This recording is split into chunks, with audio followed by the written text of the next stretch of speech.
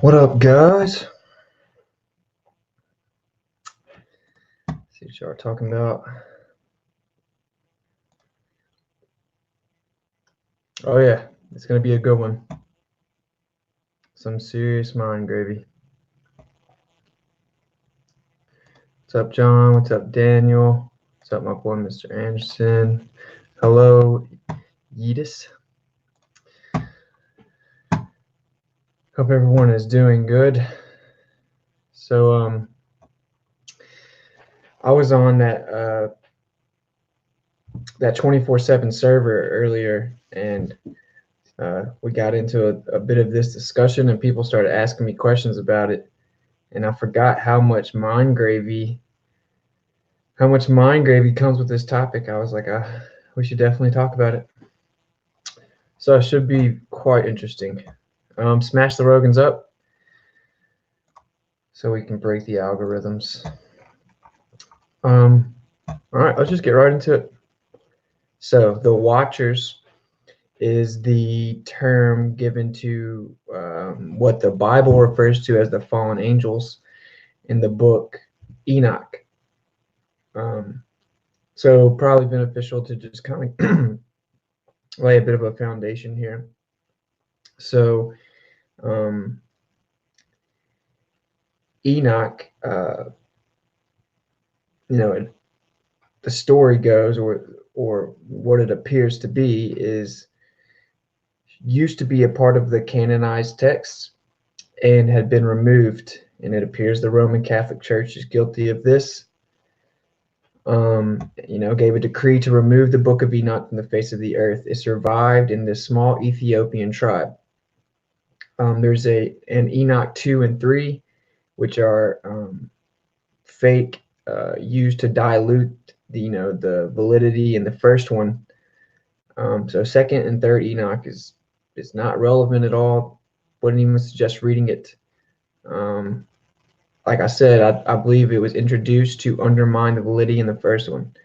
And so just to kind of explain why I think the Book of Enoch is so important, one of the big things for me is I was raised around Christianity, in church, and preachers could never answer my questions, or every time that they went over Genesis, it would say in Genesis 6, and there were giants on the earth in those days, and they would just skip right over it. Or it clearly says, that the angels, that they saw that the women on earth were fair, and they came down and had sex with them. And, all these preachers would come up with these different theories, like the Sethite theory. So they were just humans. They were just a little taller, and but the Bible doesn't say that. And so I was just like, y'all don't even believe in your own fairy tale, this is ridiculous. I had never heard of the Book of Enoch. So when I came across it, I looked into it, and I've read it a couple times. I listened to it a couple times, and it's a pretty crazy book. And if you are to entertain the possibility that it should have been in the Bible, in fact, the first book, it makes a whole lot of sense, as we will see very soon. So, and that's basically what our discussion was earlier. I was like, it's, if you don't understand the true context of the story of the Bible, the Old Testament seems insane, and I used to think the same thing, like God's just murdering cities of women and children. Even the women and children are being murdered, entire cities. He flooded the whole earth. Like, what? Well, that sounds like an awesome God, And it's because you're missing the context of the Watchers came down and had sex with the women, and they bore giants. So when you understand that he was not punishing humans, he was trying to protect them and salvage humanity, because his creation had been tainted. So that's the true context of it. So I know a lot of people might not believe in this, and this is going to be hard to even entertain for some people, certainly if you're plugged in the box. But if you are unplugged, then you do know that we've been lied to about almost everything, especially history, especially ancient history. And so, just follow along, and you will see that these puzzle pieces seem to go together quite well. So the Watchers came down, according to Enoch, and they gave humans all of this different metaphysical knowledge, right? So humans were supposed to figure it out on their own, but they came down and they told them, how to manipulate metal to make weapons and wage war, and psychedelics, and different rituals and all kinds of information. And again, they took the women as wives. They bore giants to them. They were Nephilim, and then the Nephilim had offspring. And as they continued to have offspring, the giants got smaller and smaller. And that they waged war against each other, that they were revered as gods all around the world.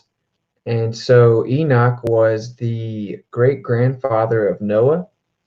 And so if you were to truly entertain what it's claiming to be, the great grandfather of Noah had a vision. And in the vision, God showed him the entirety of the timeline from beginning to end.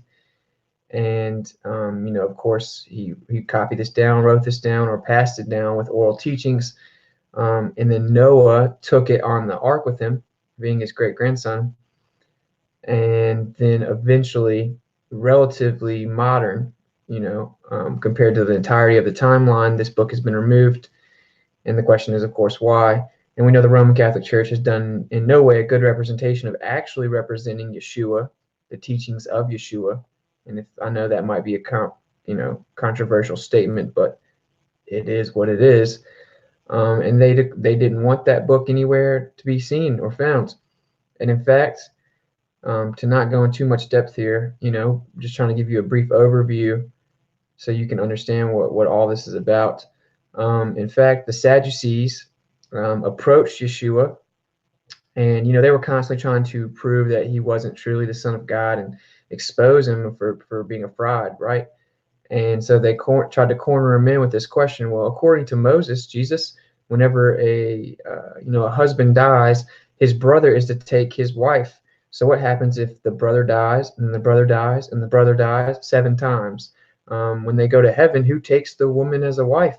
Who takes the wife in heaven out of the 7 brothers? Jesus. And he said, "You know not the power of God, nor the scriptures." Well, he actually said, "You know not the scriptures, nor the power of God, for there is no marriage in heaven. You are like that of the angels." So then you look back at all the, scriptures prior to that, and it was never explained to us that there isn't marriage in heaven. So when he said, "You know not the scriptures, there isn't marriage in heaven," what was he talking about? Of course, come to find out, Enoch very explicitly explains this. So it appears that Yeshua referred to Enoch as scripture. So quite a baffling idea or premise to even wrap your mind around, right? Like Yeshua, the very center of this entire ideology, seems to have revered a certain book as scripture, and we don't even know about it. Most Christians have never even heard of it, or certainly haven't read it. And if they have, they just assume that they know it's not supposed to be part of the Bible. They assume Genesis is the first book. And so whenever Genesis just randomly says, "And there were giants on the earth in those days," and then doesn't say anything else about it, if you are to understand the importance of Enoch, then well, Moses just expected the audience to already know this, because there was an entire book, the first book, an in-depth explanation of the watchers that came down. He named them by the names of the watchers, and he told you what each of their job was to tell the humans. And so, Moses just already thought the audience knew that historical context. And so that's kind of the introduction to this entire idea. If you've never heard of it, here you go. Just be open-minded. That's the whole idea of unplugging from the box. You do not have to agree with me or believe in this or anything like that. But it's definitely some mind gravy. Trust me, it's going to get epic. So before we fully get started, let me come check here. I should have checked about the audio. I'm assuming that we're good though.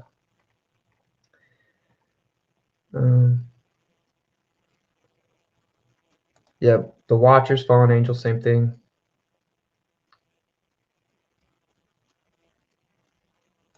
Yeah, I wouldn't be surprised about this. What I was basically saying to those people earlier, I was like, I used to think that the Bible was a fairy tale, completely.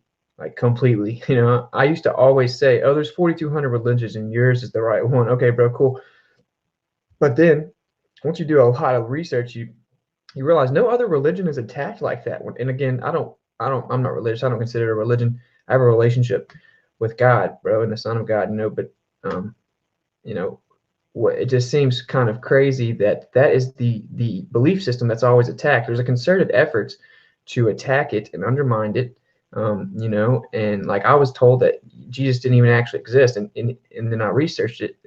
He undeniably exists. It's not like a debate. I wonder if he existed.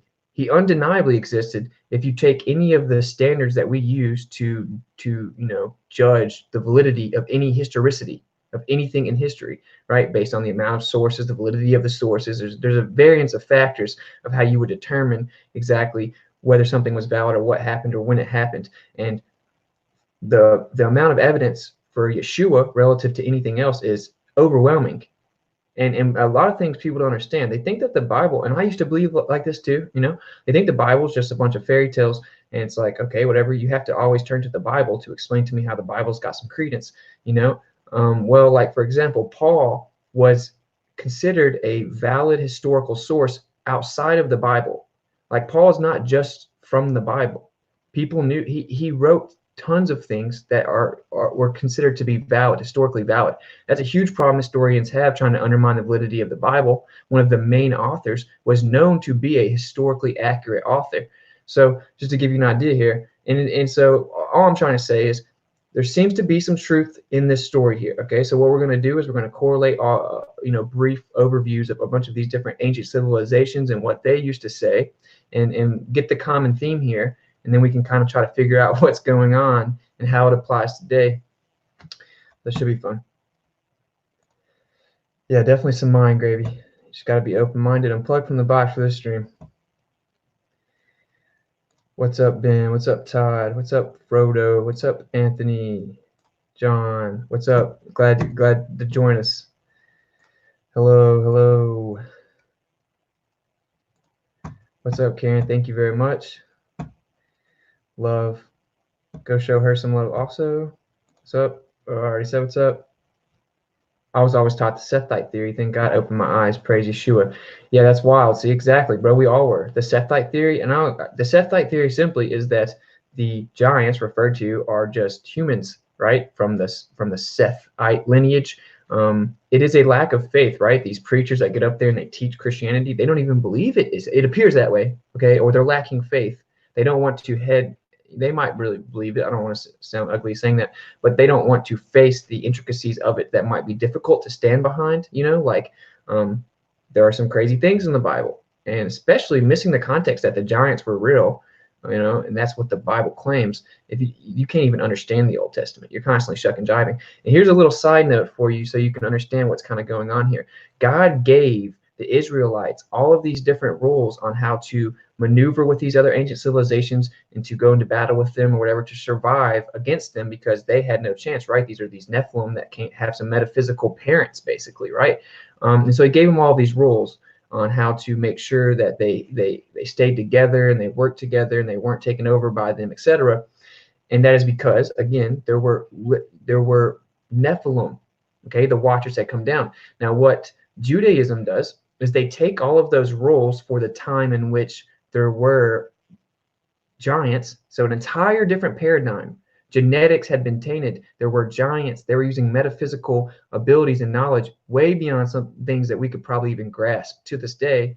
And so they're taking those rules and then they're applying them to everyone today as if they're better than everyone because they're the chosen people and there is some form of ethnic supremacy. Now, that's just kind of the way I understand it, allegedly. Okay, I'm just saying I think that the reason that it's kind of misinterpreted or misunderstood is they're applying the Old Testament, the Torah, to modern day, and that was written for the context of the fact that there were all these crazy advanced civilizations that derived from the Watchers. So you can see, hopefully you're seeing what I'm trying to paint here. There's a disconnect in the application and the connotation of the Old Testament for when it was written, in which if you don't even have that context, there's no way that you can even understand it. And then it's applied, those teachings are applied to today, but it isn't about today. Yeshua came and changed it. Okay, he was the fulfillment of over 300 prophecies in the Torah. So anyway, not to get too off track, but I hope you understand what I'm saying. What's up, bro?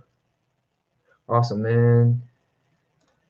Yes, the book of Enoch Well, I'm assuming you're saying it fills in so many blanks. That's why it was removed for you. Yeah, indeed, it was indeed removed from you. Making very correct fix on paper presentation. Speaking of your boy, I'm debating him Tuesday. MC Tune. What's up, man? Hey. I'm gonna have to skip down, guys. All right.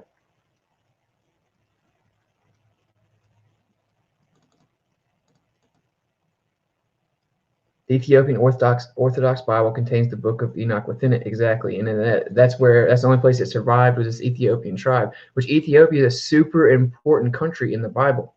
It's like one of the first countries mentioned. So let's just get into this, man. This gets crazy. So if you think Christianity is dumb, don't blame you. Certainly if you've just been, you just know what you've been told about it by men interpreting it for you. I'm not asking you to believe anything. I'm not trying to shove a belief system down your throat or whatever. I'm just asking you to be open-minded enough to hear this out, because once you reach that state of open-mindedness, you do realize this fills in a whole lot of missing pieces. All right. So to kind of set this up, we discussed earlier in a stream that this is on the back of your dollar bill. The eye represents the the illumination of the light bearer, and it goes back to Egyptian mythology, right? The eye right here, as you see. Okay, and then we looked at Albert Pike, a prominent Mason, explaining that the Gnostics claimed the whole edifice of the science rested on a square whose angles were silence, profundity, and intelligence. That's based on the square of the pyramid, and that's what they believe. And then this is why you get this, right? G stands for Gnosticism. It also, inadvertently references geometria, which is the measurement of Earth. And they give you the square because of what this quote is explaining to you about the square representing the pyramid's understandings. And then, of course, a compass makes a circle. So if you're measuring Earth and the face of the Earth is a circle, it's right in front of you is what I'm trying to say. But anyway, so to just kind of understand where we're going with this and how it applies to today, we're going to go figure out why is this all so important to them, and why we've been lied to about it, to the very Christian belief system of modern day. But we've been lied to about how everything about Egypt, and that's just using one example, right? Because there's plenty, the Sumerian tablets, the Mesopotamian tablets, there's all kinds, Akkadian, right? There's all kinds of information from back in the day, that we've been misrepresented, or has been misrepresented. And now, of course, they're trying to tell you the aliens came and all this nonsense. Of course, if you know that the Earth is flat, which it is, ladies and gentlemen, there is no extraterrestrial aliens. It's an attempt to prevent you from knowing what we're about to look into. All right, so let's see. Throughout history, this is from like the Native American. I believe this is from a tribe that was up in Canada. And you see there's giant people, right? This dude is giant relative to the other people. I only put a few in here. It's never ending. You see how this dude, if that's a lion down there, that dude's a giant. And if he's just tamed in a lion, like it's no big deal. We've all seen this, right? You see what they were depicting was going on back in the day. I believe this is a Sumerian tablet, right, or Babylonian depiction. So you see according to them, we got these crazy. It's got fish scales, lion with wings having human hands, right? That's just insane, right? Is it? No, it's just mythological, right? That's what they tell you about everything, like Greek mythology, which is still taught as history. And of course, Greek mythology says that the gods came to Mount Olympus, right? The center of the earth, which every civilization seems to want to talk about, this very important mountain in the center that creates the magnetic flux, and you can't go all the way there. But, I digress. So here are the Egyptian, a list of some Egyptian gods or goddesses, right? And now look at these depictions here. Start from the top left. We got this. She looks just like a woman maybe. And then we got this dude over here. I'm not even gonna try to pronounce all these names. I don't care. But I know he's got a bird head, and we got an alligator head. Got another bird head. We got just a whole alligator looking thing walking. Like these things look crazy, right? And so it's been easy to tell you that none of that's real, and it's just all cartoons, because look at it, bro. I mean, it looks ridiculous. And then, for example, when you see stuff like this, you see how there's a servant down here at the bottom, and she's super small relative to the person that's in the throne. And they tell you, well, this was just symbolic of the hierarchy, right? Or was it? Was it? All right, so let's just get into it. We're going to look at what Enoch told you about the Watchers. And I guess I'll just go ahead and hit y'all with one of the biggest pieces of the gravy, right? Like, or ladles of gravy, is what's so crazy is, so the story of Enoch, man, the Watchers, they wanted to come down and have sex with the women. They're like, this isn't fair. This isn't fair that humans get to have sex with these pretty women, you know, and have kids. I want to have sex with the women. And so they decided they were going to rebel and come down here, which they were allowed to come down here, but they weren't allowed to obviously taint creation, right? That was the sacred boundary. But they could come and go in this metaphysical realm, right? That's present, but we don't perceive. So they decided that they would make a pact, because the leader that was leading the revolt, he was afraid he was going to take all of the punishment himself. I'm giving y'all basically a summarized version of Enoch, okay? He was afraid that he was going to take all the punishment himself. So he made all these people agree to take the punishment with him, and they signed a pact, or they made a pact, a metaphysical, ritualistic pact, right? That they would take the punishment no matter what together, eternally, okay? They came down here, and then they manifested physically. They seduced the women. They had sex with them. And then the women bore giants, bore children to them. And then that lineage carried on, getting smaller and smaller and smaller. Well, then the Watchers, they were like, you know, they wanted to go back up to heaven. So they start flying or whatever. They start heading up to heaven, and they hit a barrier, and we're not allowed to leave. This is what Enoch says. Understand that Enoch is very potentially, and in my assertion, the oldest book there is, right? You know, there's the Sumerian, Akkadian tablets, but Enoch is super old, and we've been lied to about it. And it just happened to survive, which, of course, you know, if it's real, then God did that. But so you just got to understand that this is from beginning of time. Okay, and it's telling you about the firmament. Well, it's 2020. Come to find out, it seems like there's a firmament. Now, of course, ancient civilizations seem to all know there was a firmament, but this book is postulating the explanation of the creation of the firmament, or at least that it then became of the state that the Watchers couldn't get through it. So again, the Watchers rebelled, came down, and then they wanted to go back up to heaven. They start flying up there. They hit a barrier that did not let them go up there anymore. Well, they weren't very happy about that, right? They weren't happy. Now they were confined to this physical reality of Earth, and they didn't like that. So what did they do? They tried to build a tower to the top of this barrier, and they were going to break out of it. This was done underneath the lead of this dude, Nimrod. And you see how he's just holding the line there like it's no big deal. This dude was a giant. So pretty wild. So let's look and see what these names were. And again, because I think it's so important to understand, you know, if you don't have any of this context and you read the Bible, just randomly in the 6th chapter of the first book of the Bible, of the modern canonized text, it's like, and there were giants on the earth in those days, men of old, men of renown. And then it just moves on. You're like, what is going on right now? You know? But if you understand that the whole book, the whole first book that was supposed to be there, told you all about it, then you understand why would Moses shove it down your throat? You're supposed to already know it before you even get to his book. That was his, you know, I mean, Noah was the great grandson of Enoch. All right. So we're going to go here. Make sure y'all can see that. All right. According to the book of Enoch, exactly 200 Watchers fell to earth to take human wives. It names 20 of these, explaining that each one was a leader in a group of 10. So there were 20 leaders. Each one had 10 following them in their little armies. In his book, From Ashes of Angels, don't care.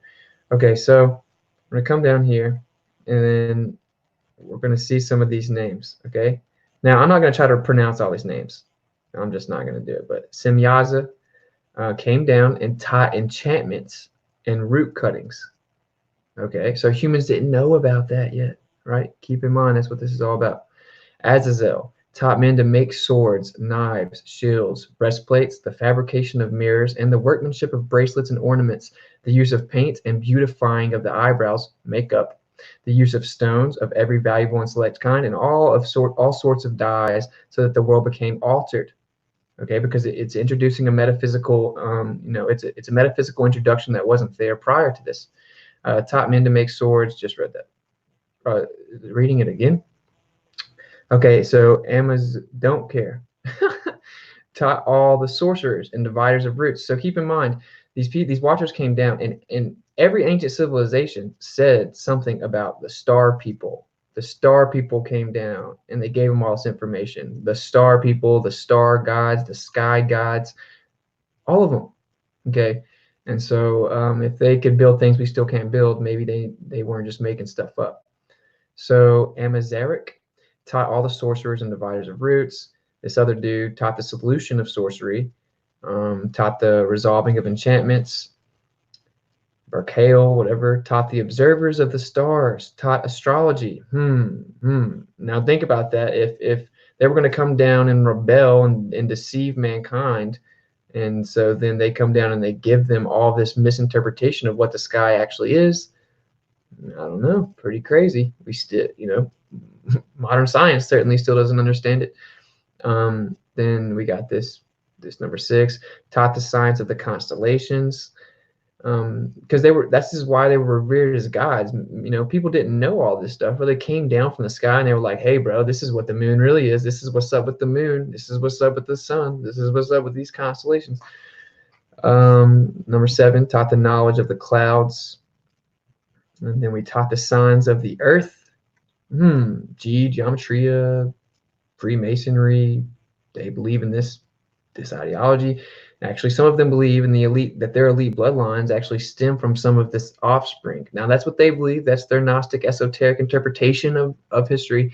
So take it or leave it. I'm telling you what the most powerful families in the world pretty clearly believe. And in fact, as time goes on, you'll find out they actually were quite blunt about this when they would write letters to one another or write books.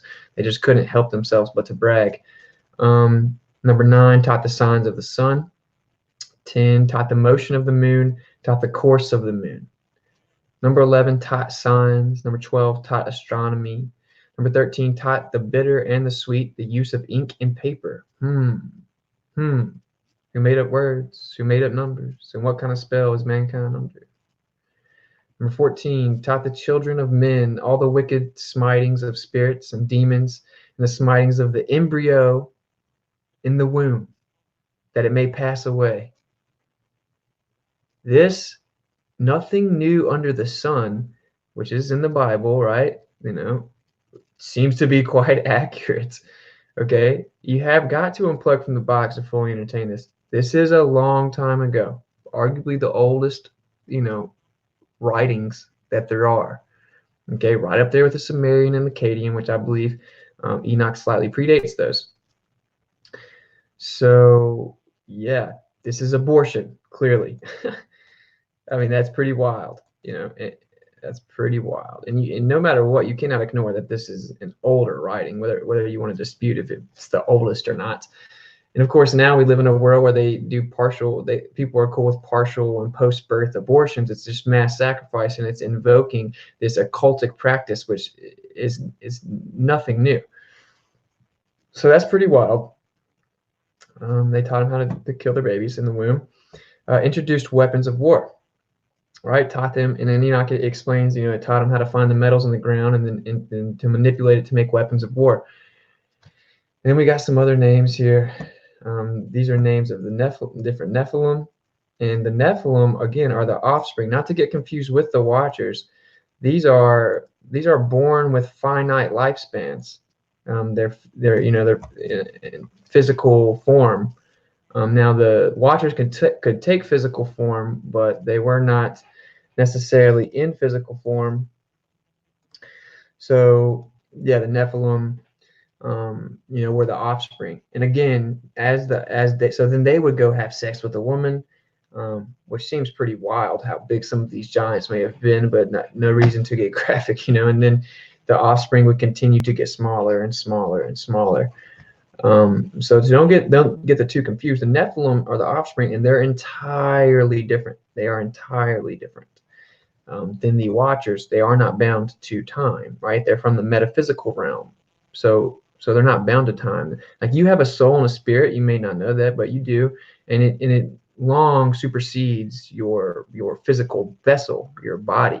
Well, they're in that form, right? So when they came into the physical form, it was just a temporary thing. They weren't limited to the finite lifespans of humans, but their offspring was, because they had the offspring via the humans. And in Enoch, it tells you that at one point their sensual thirst became insatiable. So they had sex with all these women, but then they got tired of it. They turned onto the beasts and the creatures.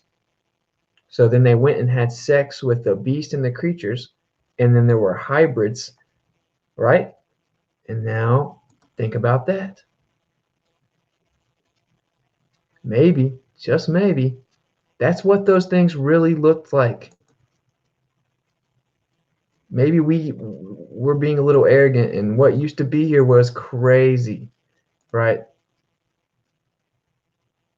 This is some crazy stuff. Look at this thing.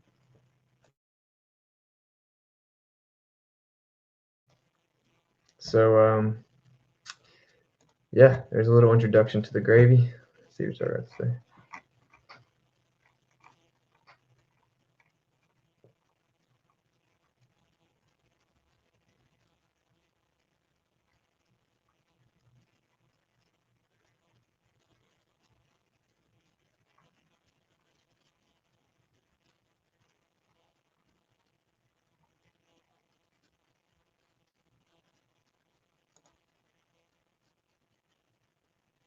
Sorry, I was just reading. Yeah,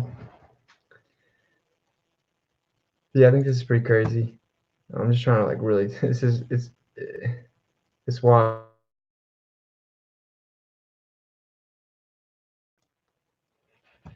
Sorry, my dog is being ridiculous. She just thinks she doesn't have to listen when we go live.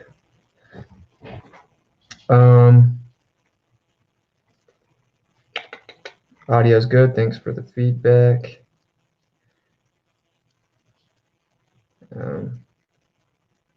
Trying to sift through this. I don't know all about everything about Enoch. I just know a decent amount.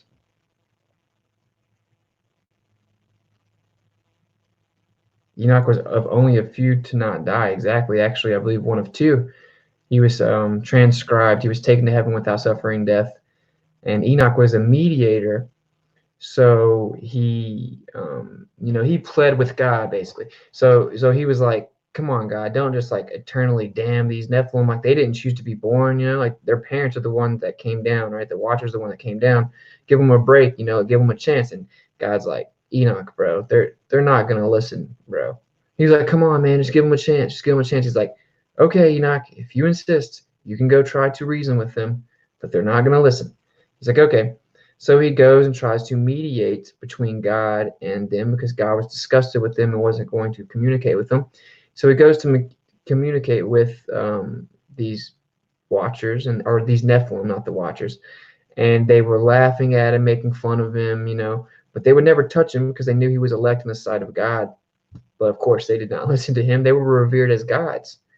And so, just so we don't kind of miss the encompassing, postulation here on this stream, these Watchers came down and made giants, and they were revered as gods. There were giants revered as gods all over the world, and people, all of the regular humans, worshipped them, listened to everything they had to say about that, wanted to be a part of them. And then slowly, genetics over time became more and more tainted, literally. So whenever it says that Noah was the last pure one left, it means genetically pure.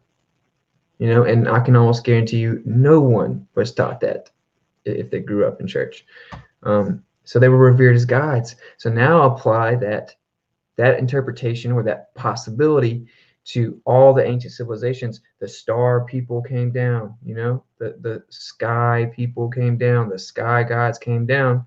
They had all of these superpowers. They knew all of these crazy metaphysical understandings of the universe. The Egyptians said that they had pyramids that are they had like pharaohs that were half lion and half, you know, all this crazy stuff.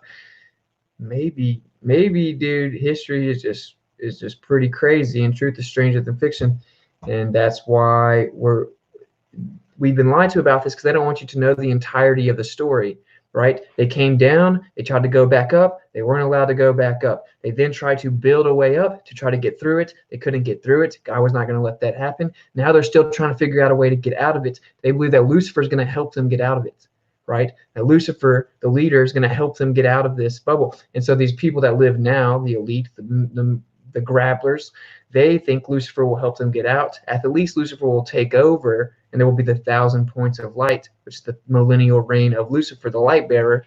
And they believe God's the one backwards, got you trapped in this little snow globe, and Lucifer's trying to help you, right? But it's obviously a master deception. Come on, Lucifer, why don't you give everybody the true context of the story, bro? You bucked the system, you came down and tainted creation, and then you weren't allowed to go back up. You did it to yourself, okay? But of course, he's a gamma male secret king, if you want to even call him male, because it seems the way he's depicted is a tranny. So I don't know. The church in Ethiopia supposedly is housing the Ark of the Covenant, and they will not let anybody in. Wouldn't surprise me. I don't know.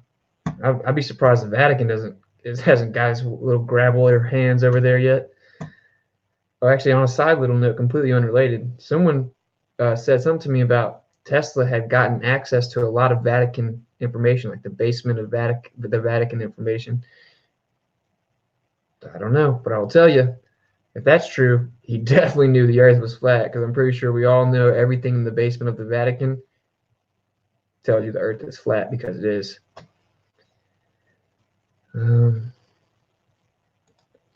Yeah, some countries still have the Book of Enoch in their Bibles, but not many. Certainly not any English-speaking countries. The history of evolution of the satanic myth would not be complete if we omitted to notice the character of the mysterious and cosmopolitan Enoch. Yeah, exactly. That's why it was removed.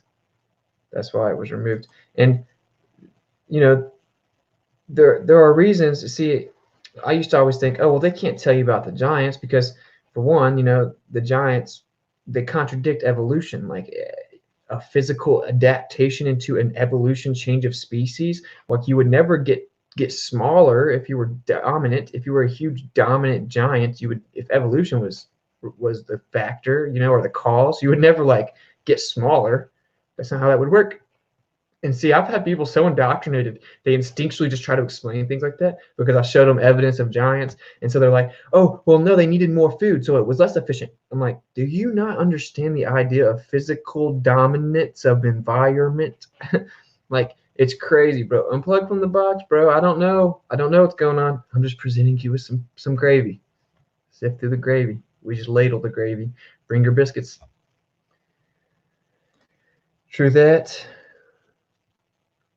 I lied to you about everything. True that. Guy on the right looks like Nimrod. I'm not telling how long ago that was, but here's your boy Nimrod. Yeah, this looks like Nimrod too. I agree. Look at this thing, bro. On the left, that's some wild looking stuff, bro.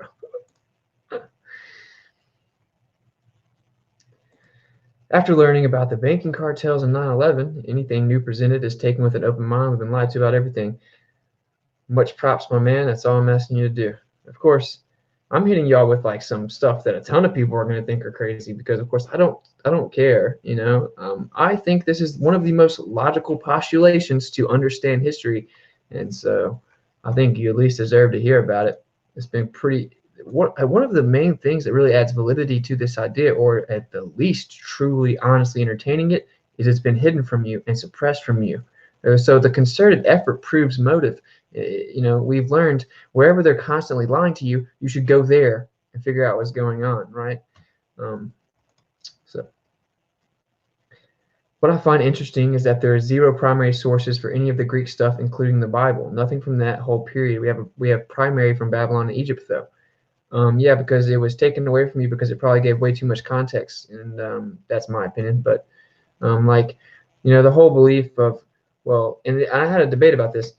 It's like, Oh, well, the Sumerian tablets, whatever. I'm like, dude, I know all about them, bro. Sumerian, Babylonian, Akkadian tablets, supposedly, potentially some of the oldest scriptures that there are, and it predates Christianity. I'm like, no, no, no, no. You obviously haven't heard of Enoch, bro. Enoch claims to predate that. And it was, the Romans. People misinterpret the Romans as these great innovators, and like, no, they were destroyers. The Romans just took a bunch of history and destroyed it, and they took a lot of the information from history, claimed it as if it was their own, so that they could give off the illusion, the aura that they were the innovators, but they were destroyers. That's when he fell for the leader of the pact. Dang, I'm not sure it's being referenced. The Bible to this day has the most wisdom and truth I've ever read in a book. I can't disagree with that. I'm trying to think what that. It's been so long since I've read Enoch. Honestly, I don't know. I'm just giving y'all the overview I can remember from recollection. Bro, they teach the Sethite theory in church because of that one word in Genesis 6:1-4. The word came into. They definitely just are scared to admit that there were giants, bro. They don't believe in their own book. So I believe in it. So it's crazy that the preachers don't believe in it. I believe in the story. The story is the truth, in my opinion. It seems to have the most logical in it, but it's been super, super, super tainted, into this little cookie cutter lie. And so anyone with discernment can see that the modern representation of it isn't right, because they're hiding from too much of the claims, and it's not adequately explaining history, or it's lacking. Your interpretations are lacking context for why the Old Testament could possibly make sense for being a benevolent God, and you wonder why people don't believe it. And then it was used by the Roman Catholic Church, and people don't do their research and understand that actually the Roman Catholic Church tainted it, right? Yeshua was real. The people that followed Yeshua were named Nazarenes. The Romans thought they were dumb. They made fun of them. They made the word Christian to make fun of them. These kooky, dumb people that believe that this dude was somehow divine. Christians, they're just like the Jews, except they believe that the Messiah came. So that's what they thought. And then of course Constantine unified all of it so that he could create an ideological composition, so that he could control people. And then that's where you get the suffix that was similar to that of Zeus, and it doesn't really matter if anyone wants to dispute it, that's factual. And then they changed the Sabbath from Saturday to Sunday because they were already worshiping or already having festivals on Sunday. So blah blah blah blah. It's been heavily tainted and corrupted. And so I can't help but speak the truth. I mean, if Roman Catholicism, not appearing too good, bro. And then it just blatantly goes against everything that Yeshua said. He's like, don't call men father. Okay, so then they call the priest father. He was talking to priests, said, don't call men father. To this day, they call the priest father. You have to go confess your sins to the priest? No, I don't. You can do nothing for me. Half of you molest kids. You're a human. Why am I confessing my sins to you? That isn't how it works. You confess your sins to God. So it's just wild that the very person they claim to have their ideology revolving around, all of their belief systems or all of their practices directly contradict it. Like, do not pray in vain repetitions like that of the heathens, because God does not hear those prayers. And that's exactly what they do. Repetitive vain prayers, like vain repetitions. Thou shalt have no graven images. Okay, well, I know what we'll do. We'll have graven images we'll have rosaries. We'll have Mary statues. You should not pray to anyone except for God, and the mediator, the one and only mediator, is Yeshua. Okay, well, let's pray to Peter. Let's pray to Mary. No. So there's that.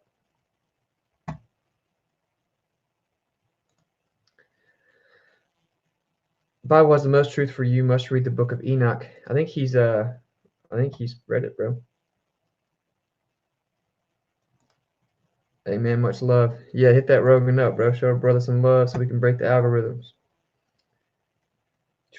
I'm getting down here.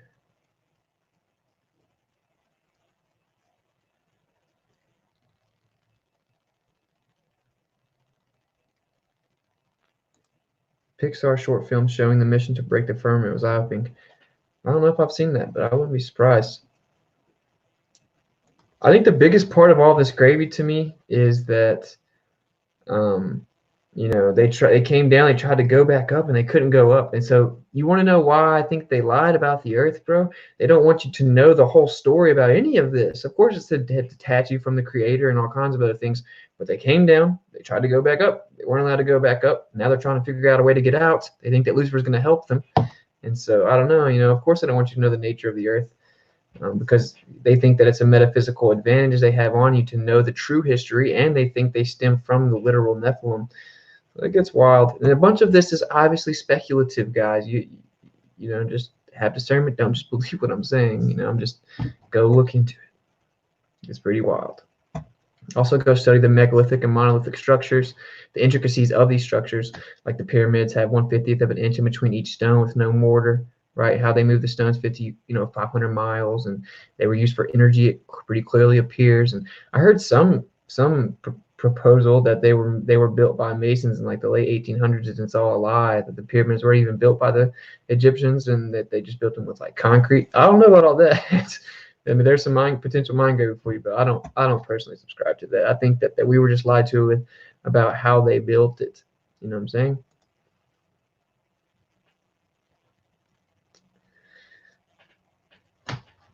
Yeah, I'm not gonna lie. I do this like every night. Sometimes it's kind of a little much. God gives us tough stuff in our lives. Great, it happens. Thank Him in all things. Agreed.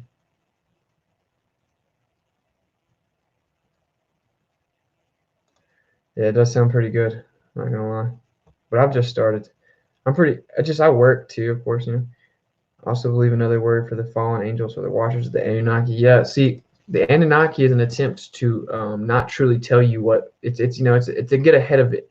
Like that's what I think the principle was, and the geocentric model is. It's to get ahead of the lie that the heliocentric model was not right, but to not fully concede the truth, which is that it's a flat, stationary plane. Everything revolves over top of you, and God's real, right? I think that's the same way with the Anunnaki. They're trying to get ahead. See, because what they first did, they told us that all these depictions of the sky people were just crazy, primitive people trying to make up religions. And they were looking in the sky, and they were calling the sun their god, they were calling the moon their god, and they were just crazy, primitive, dumb, people back in history. And that is not the case, but that's what they told you originally. And now they're telling you that super advanced ancient civilizations were advanced because of extraterrestrial civilizations coming down and intertwining with humanity. But then they just chose to leave and go back to their billions of light years away civilizations. But they were super advanced ancient aliens. No, they're just trying to get ahead of the revealing of the truth so that they can still trick you into not fully knowing what the truth is. Right? So it would be pretty retarded to go right back to the same structure of information that blatantly lied to you from the beginning about everything, right? So let's not do that. How about that? The point is very simply, originally they were just kooky, crazy, dumb people. Now apparently they are very potentially telling the truth, but it's just aliens that are extraterrestrial. No, bro, it's an interdimensional battle, a metaphysical battle, bro. There's interdimensional realities. The metaphysical is real, bro, and that's here, interdimensional, not extraterrestrial. And as y'all can tell, probably I drink an energy drink.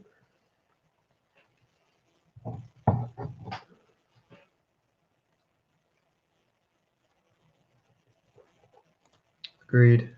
Certainly no repetitive coincidences. Oh, that firmament video. Maybe just shoot it to me or something. I may have seen it. I've seen so much stuff, but if anybody has some gravy for me, if y'all got some like legitimate gravy, then y'all can email me at WitsitGetsIt@gmail.com. There's a gamma-free zone. Gamma-free zone. But I like to interact with y'all. So if y'all have some ideas of some content or some information that y'all want me to maybe cover, or some mind gravy you don't think I've heard of, shoot your boy an email, because I'm always interested. Like someone sent me one of these, sent me like a couple gigabyte file actually on Discord, and it was just like all the ancient maps of Earth. It's pretty cool. So I'm all for stuff like that. On a side note, Native Americans talk about giants. Yeah, bro. Look, this is from Native Americans. Matter of fact, this is referencing right here, Native Americans. My people, at the bottom right here, my people tell of star people who came to us many generations ago. The star people brought spiritual teachings and stories and maps of the cosmos, and they offered these freely. They were kind, loving, and set a great example. When they left us, my people say there was a loneliness like no other. Yeah, bro. They were so kind that they deceived all of mankind, you moron. They cannot just tell you the truth. They've got to just throw a little piece of truth in there and then just flood it with nonsense. It's so easy to see when you unplug from the box. They did not want you to know about Enoch, guys. They're probably not going to like this video. What if I said is bad in this video? They're not going to like it, though.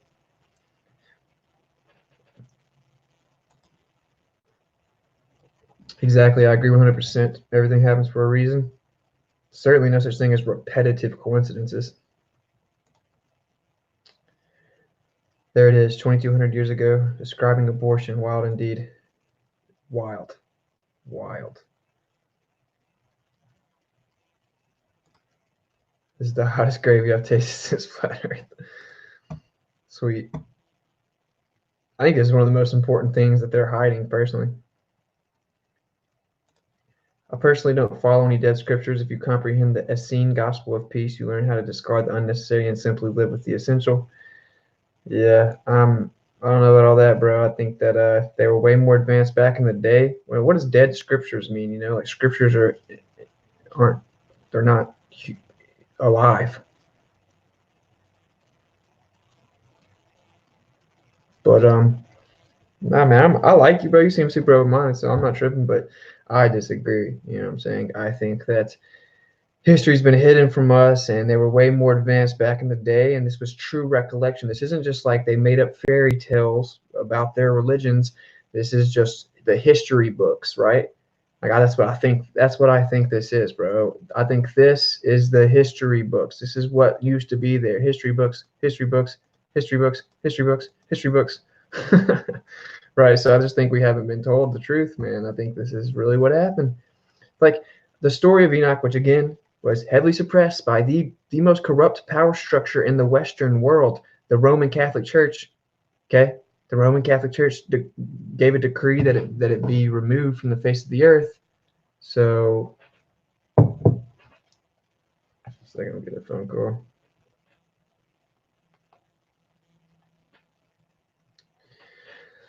So yeah, the Roman Catholic Church gave a decree that it is removed from the face of the earth, and we know provably, the Roman Catholic Church has done nothing but misrepresent information, suppress information, go try to be the first ones to find any archaeological or historical or anthropological information and suppress it, misrepresent it, and hide it. That they completely misrepresented and abused the very belief system of Yeshua, and that they murdered tons of people, that they try to control tons of people, that they've subverted entire belief systems, and to this very day, they are blatantly corrupt and grabblers.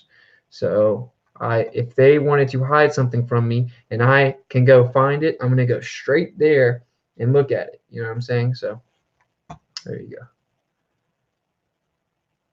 go. I've got some gravy for you, Austin. There's a pyramid capstone from one of the pyramids in Giza. Please tell me how they carved this into granite with brass tools. They didn't. They had insane technology, bro. Is that the image?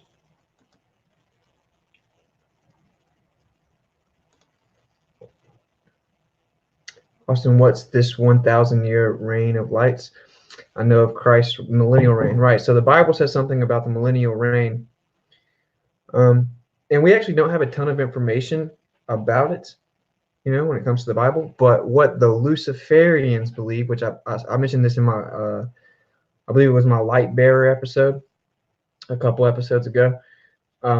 They believe that the 1,000 points of light will be like the 1,000-year reign of Lucifer, because they think everything is backwards. Now, I don't know what they think. They obviously think Lucifer is like just as, if not more powerful than God, and they think God's the evil one. Lucifer's trying to help you get out of this little entrapment. It's not an entrapment, bro. It's just harmonic, perfect creation for you. But humans are being tricked into thinking that they're trapped, and Lucifer's trying to help them become a god, and God doesn't want you to become a god because then he can't be over you. But the truth is, Lucifer messed up, came down, and then wasn't allowed to come back up, and now he's like, well, if I'm going down, I'm bringing everyone down with me. The ship's coming down with me. You know, that's what's really going on here. I believe there were civilizations before Adam. Very possible. I don't know. I'm just some dude that dropped out of college, but that's called the pre-Adamic interpretation, or the pre-Adamic theory. It's got some mind gravy with that too. Again, I'm gonna keep on shouting this dude out because this is such an extensively documented book.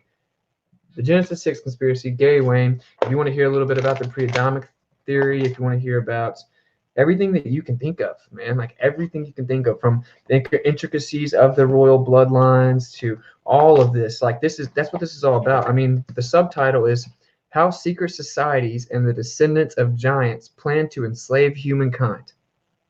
And that sounds wild, but this is a high level, you know, like academic piece of work. This isn't just some fairy tale. And again, so that's what happens. The more you look into it, the more you realize something about these giants, bro, is going on. You know, they're trying to bring them back. Oh, I forgot some of the most gravy. It's okay. The energy drinks got me going a million miles an hour, dude. Don't worry, we'll get that gravy in just a second.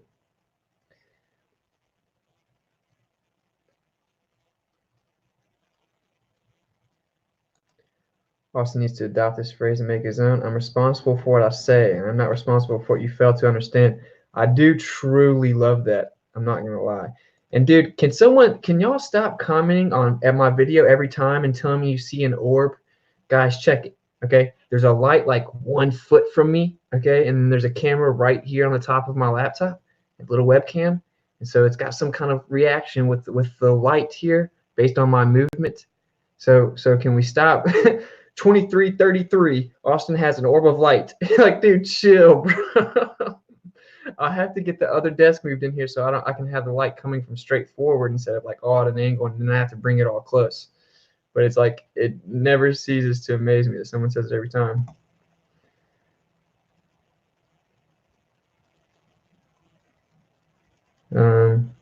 Yeah. So that's what they believe. Luciferians believe in the 1,000. I'll try and show that video. I'll show that video again of George Bush Sr. like admitting it. He's like 1,000 points of light, and he looks up because that's their deity, right? Lucifer, the light bearer.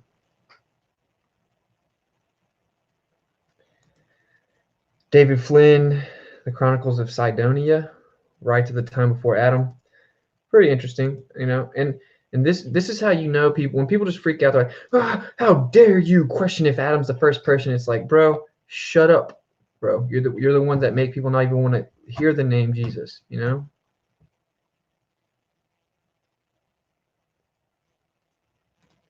You flick through the book, yeah. And when I see these things, like I can see them on the screen sometimes. I'm like, is that like an insect, you know? But there's never anything in the sky, like or in the air around me when I look. So it's just no big deal. I'll fix it once I can get this other desk moved in here. Narnia is described as flat and round like a tabletop. Seems a lot like the very world we're living.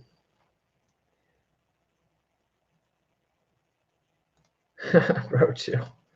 Or please chill. If the Watchers were metaphysical, why would they succumb to sexual temptation? I believe this is a testing house, and even the origins were manipulated by God to give us a credible backstory. Well, the reason that they succumbed to sexual temptation is because it's the one thing they weren't allowed to do. It was the one thing they didn't have access to. You know, it's just like if you put humans in a 500-acre, if you put 300 people in a 500-acre beautiful land, right? Like the most beautiful significant others they could have, endless food, everything they could ever need, the most amazing 500 acres ever.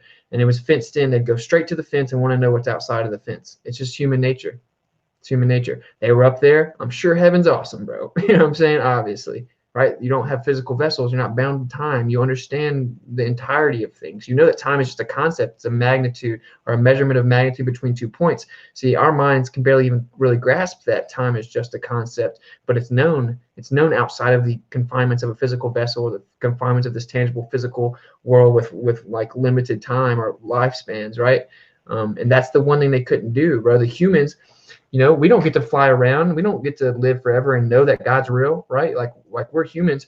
Like I know God's real, but we don't get to like see God and like fly around him or whatever, which we just don't know what's really going on. And they don't get to do certain things we get to do, right? And so it's like, how is it fair that angels get to just know that God's there? And they're like, how is it fair that we just have to know God's here? We don't even get the chance to try to figure it out ourselves. We have no choice but to know he's here.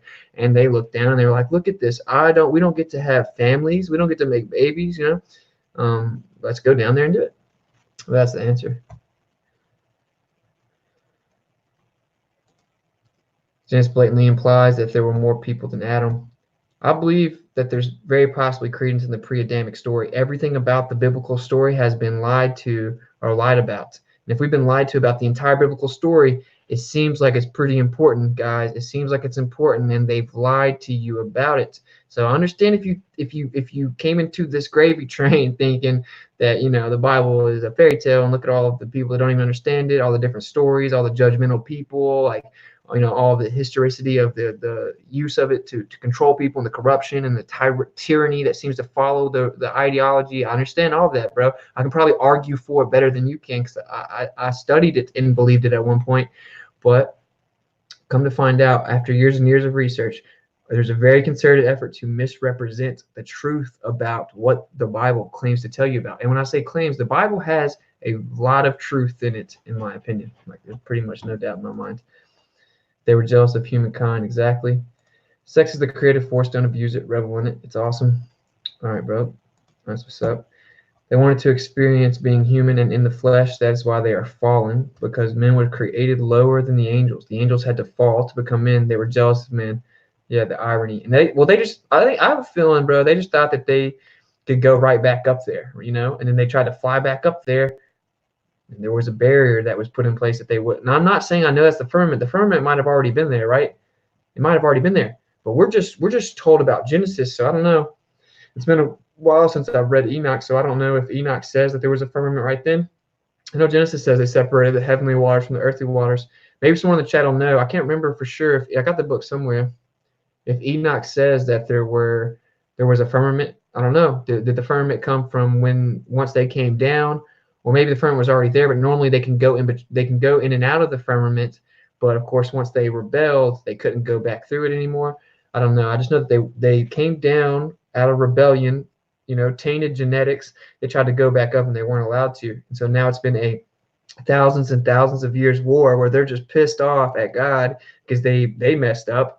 And so they're trying to subvert creation again. Megaliths were built by the entities before Adam. Structures afterward became increasingly inferior. Very possible. Life is wasted on the living. Well, that seems like a view of morbidity, my man.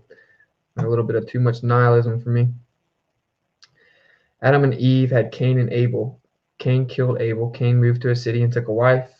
Who did he marry if it was just Adam and Eve? I don't know. Just some dude. I don't really get in theological discussions very often, but of course Enoch's a little different. Enoch's like a very contextual importance, of a lot of contextual importance.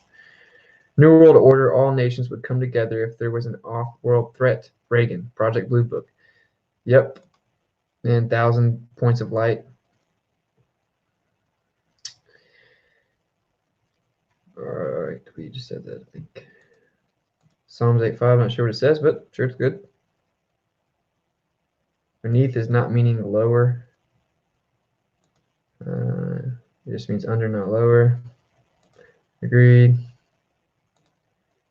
Humans hold a higher position, that's why Lucifer got pissed. Well, sure, yeah, in a way.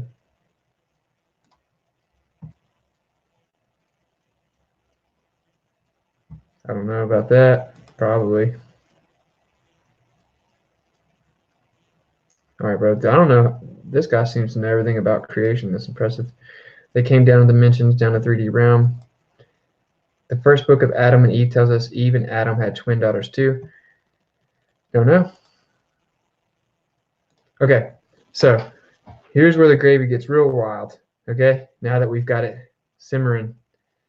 So Enoch, I told y'all that Enoch was a mediator. He went to go mediate with the Watchers, actually their offspring, the Nephilim, because he felt bad for them. He was like, God, they didn't do this, you know, if they're just innocent byproducts of the rebellion of the Watchers. God's like, they're not going to listen to you, bro. They're revered as gods. You know, like humans were sacrificing other humans to them. They were constantly eating humans and just being revered as gods and doing whatever they wanted to, having whatever they wanted to, had humans as slaves. He's like, they're not going to listen to you, Enoch. And so he tries anyway. You know, he talks God into letting him, for lack of a better phrase. And then, of course, they don't listen. So Enoch was in charge of casting judgment. So again, like someone said, he didn't die. God took Enoch up to heaven without suffering death and then used him as his right hand of judgment. And so then he was in charge of casting judgment on the Watchers, right? The rebellious angels, the fallen angels, the Watchers. So, and then he cast the judgment, and they were put into 70 years of bondage. So knowing, or applying the idea that Enoch should have been the first book of the Bible, and he put them in 70 years of bondage, or 70 generations of bondage. Then you go to Psalms in the Bible to define a generation, and that is 70 years. So then 70 generations of 70 years, that's 4,900 years. If you add the 4,900 years to the timeline of when this was all going on, referencing Enoch and when it was written, or more so the storyline proposed following all the way back through the biblical timeline. If you add 4,900 years, it comes out to right around the 1800s. And look how technology kind of shot through the roof from 1800 up.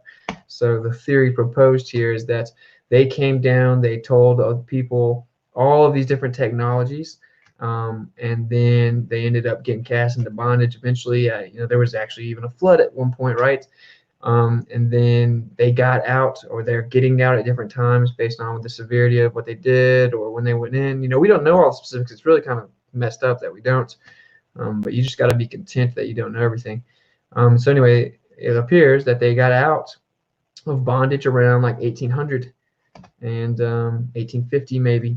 And that's when all this technology, think about it. Then all of a sudden, and then we just jump up in the 20th century and we're making planes and cars, and and technology's obviously shot off since in the last couple hundred years. So we were super, super advanced, got reset, they got out, now we're getting more advanced again. And this is Deception 2.0, right? So they're not going to do it the same way. They're not just going to come down as a star people, start breeding with women right in front of everybody, making giants. That's what they did already. This is Deception 2.0. It's the final version. They've got to pull it off better this time, right? And Lucifer knows there's a timeline in which he loses. But this is Deception 2.0. So that's why I always mention the alien deception. It seems like that's what they're going to do this time. Is like kind of connect all of these past discrepancies of the Watchers that we're not told about from ancient history, and they're going to tell you that those were aliens, and they're going to show you aliens again, but it's just the second deception. So don't fall for it. There's no such thing as extraterrestrial aliens, because space isn't real. So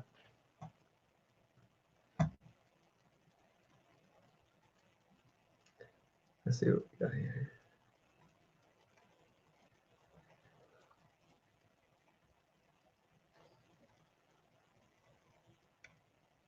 Coming down.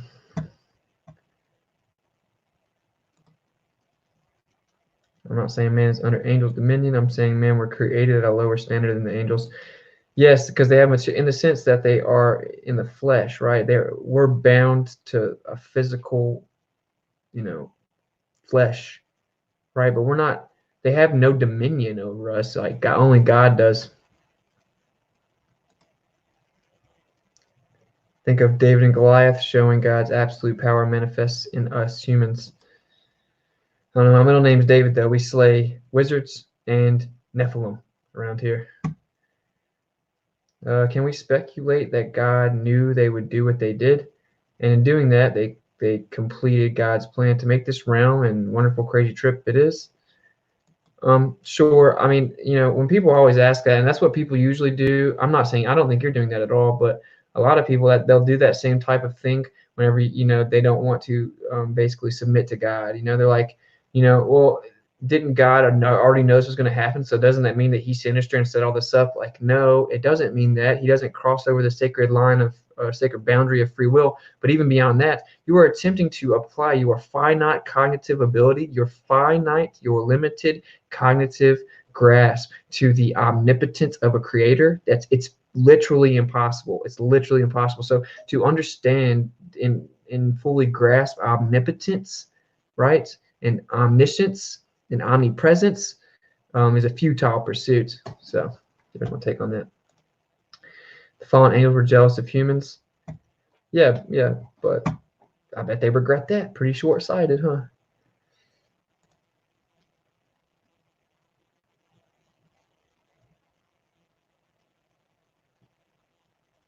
You're saying that to someone else, but it's actually pretty cool. In fact, divine is part of this divine creation. Gotta clarify, I'm not religious either, but I do believe in Yeshua just because I did some research.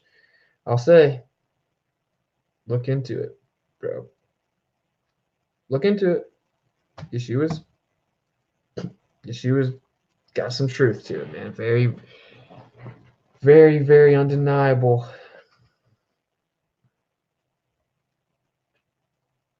Of course, Yeshua hated religion. He came to dismantle religion. He flipped the tables, and he hated religion. He constantly was like going at the religious, pretentious zealots, the Sadducees and the Pharisees. And he said that it's about a personal relationship, and to pick up your cross and follow me. So, and then God's the Father. So I have a relationship with my Father, of course, not a religion. Religion comes from doctrine, which is a man-made interpretation of scriptures that could be considered divine.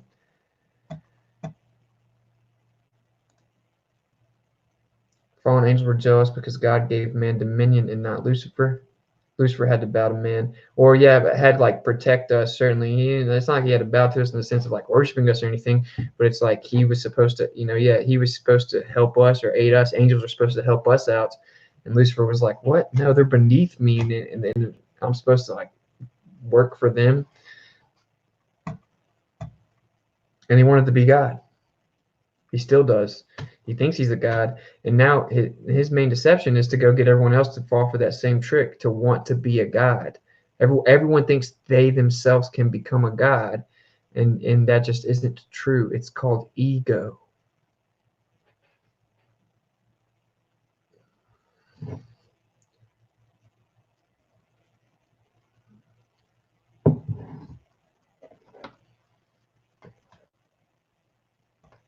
I can agree with this. Every being but the creator is powerless to a man who knows his true value or self. I agree. I think because we're made in God's image, so that's why I think there's huge power in your words. And I always say, seek and speak truth and mean what you say, because all of these civilizations that we're discussing have known that there's true power in your word. Certainly if it's authentic and you mean it, if you can combine thought and emotion into a singular force, it's super important, or super strong, more so when it comes to manifestation.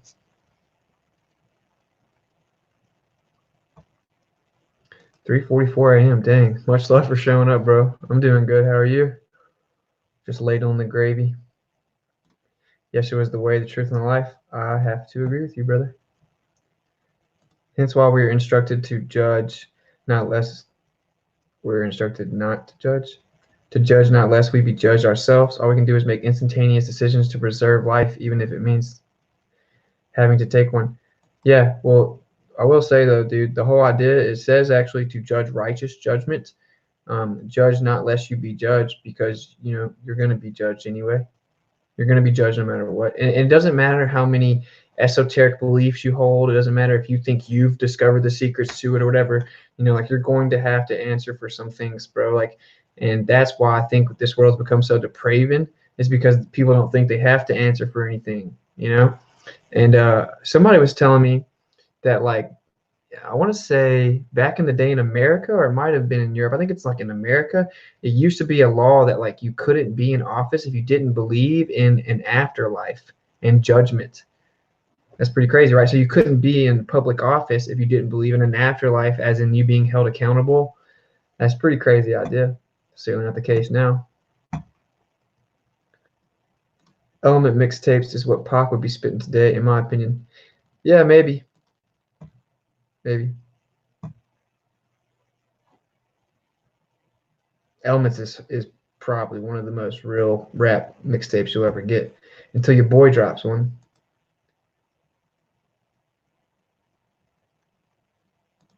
Ladling the gravy, that needs to be Austin's tagline. I can't take credit for that, bro. That's Owen Benjamin's 100%. Owen Benjamin says ladling the gravy. Is of course referring to the mine gravy. I use a bunch of his terms out of respect for him. Like, go check out Owen Benjamin. He's a slayer of wizards. I just carry on the tradition and ladle the gravy, slay the wizards, break the spells. I just think that he's hilarious, bro. I mean, he is objectively hysterical. He's a comedian and he's actually like hysterical, not like Joe Rogan comedian. Like, you're an idiot, little grabbler, puppet, gatekeeper, sodomite that wears bezels that looks like a human thumb. Is like super tiny and just lame. Such a huge head and so small, and then such a like sodomite, bro. Speaking of, hit the Rogans up. Help us break the algorithms. And yes, it's called a Rogan's up because Joe Rogan looks like a human thumb. He is a puppet gatekeeper that works for and gets his talking points from Mossad, allegedly. Yes, you're allowed to judge, but it has to be righteous judgment. Yeah, but I have no interest in judging people, to be honest. I don't watch much OB anymore, but I like his mission. Yeah, I fully support him, bro. Judges think we are all on a ship. I'm not sure what that means. I'm missing the point. The judgment of others is merely a reflection of your own inner thoughts. You don't know what the other person is going through. Yeah, I will say that oftentimes people self-project. It happens to me all the time, bro. Like, I don't know if you're new here or whatever, but people like constantly self-project on me like that. That's like my life story. So I don't try to judge anyone, and I agree. You never know what someone's going through. I think we got plenty to worry about. Self-correcting, I don't think we really need to be focusing on worrying about other people, right? Like, you need to worry about, like how much integrity do you have? How much honesty do you have? Like, your pure intentions. You may not have gone around blatantly lying and stealing today, but did you think about like not like hating someone or tricking someone or not being honest or whatever it is? It's a constant process where you could definitely constantly increase your integrity. And when it comes to even like your like thoughts, even if it's for a split second, we need to worry about ourselves, implementing logos, seeking and speaking truth, meaning what you say individually. So I do agree. You should not be judging people. It's retarded. Okay, there's no reason for it. It just Christians love to use the judge righteously thing, and it does say that. But I mean, I think it's saying like judge righteous judgment, like look in the world and make a righteous judgment on what you see. Like have discernment.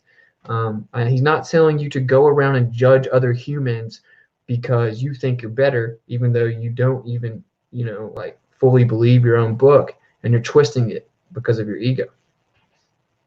Like skipping over Genesis 6, trying to tell me it means the Sethite theory. It's just retarded.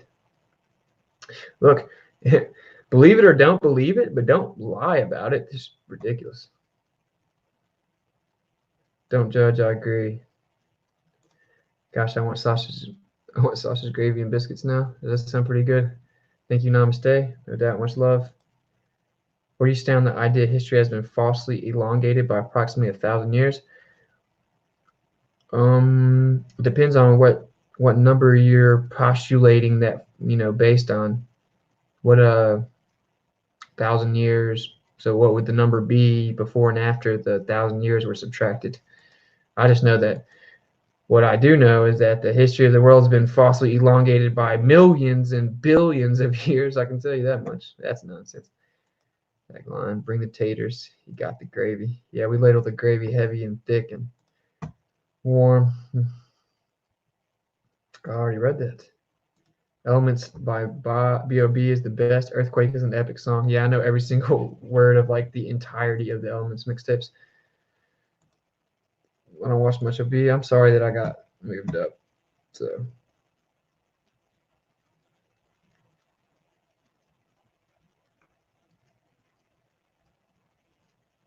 go ahead, call for the doxing. We know the truth. Who is this little loser? Little gamma male. It's exhausting to even thinking about being such a gamma. You know, y'all ever think about that? I know you shouldn't. You shouldn't really. You shouldn't. But it's just like sometimes I'm just like, dude, imagine being a human being whose life is like so lame, and you're so like not confident in yourself and such a gamma subversive secret king little. We all know little gamma. That you got to go around doing stuff like that. Like that sounds exhausting. I'm tired right now. I might have to end the stream early. I'm so exhausted just from thinking about it, like just entertaining it. You know, like it's wild. Okay, so yeah, that's what the mods are for. Is for this dude probably. I don't know. We'll see where it goes. Or y'all might have already got him. I don't even care. He should be gone probably. That was funny. Shield channel. Are you kidding? Is that what he said? It's the shield channel. Yeah, shield channel that's already getting censored. Good point, bro. I did a stream exposing every American war, and it got immediately removed, bro, from YouTube. I read every single comment, bro. You know, like, what are you talking about? People kill me, bro. Yeah, good times. I don't know. He's trying to paint. I don't know. He's probably like hired or something. You know, those seem to make their way around nowadays.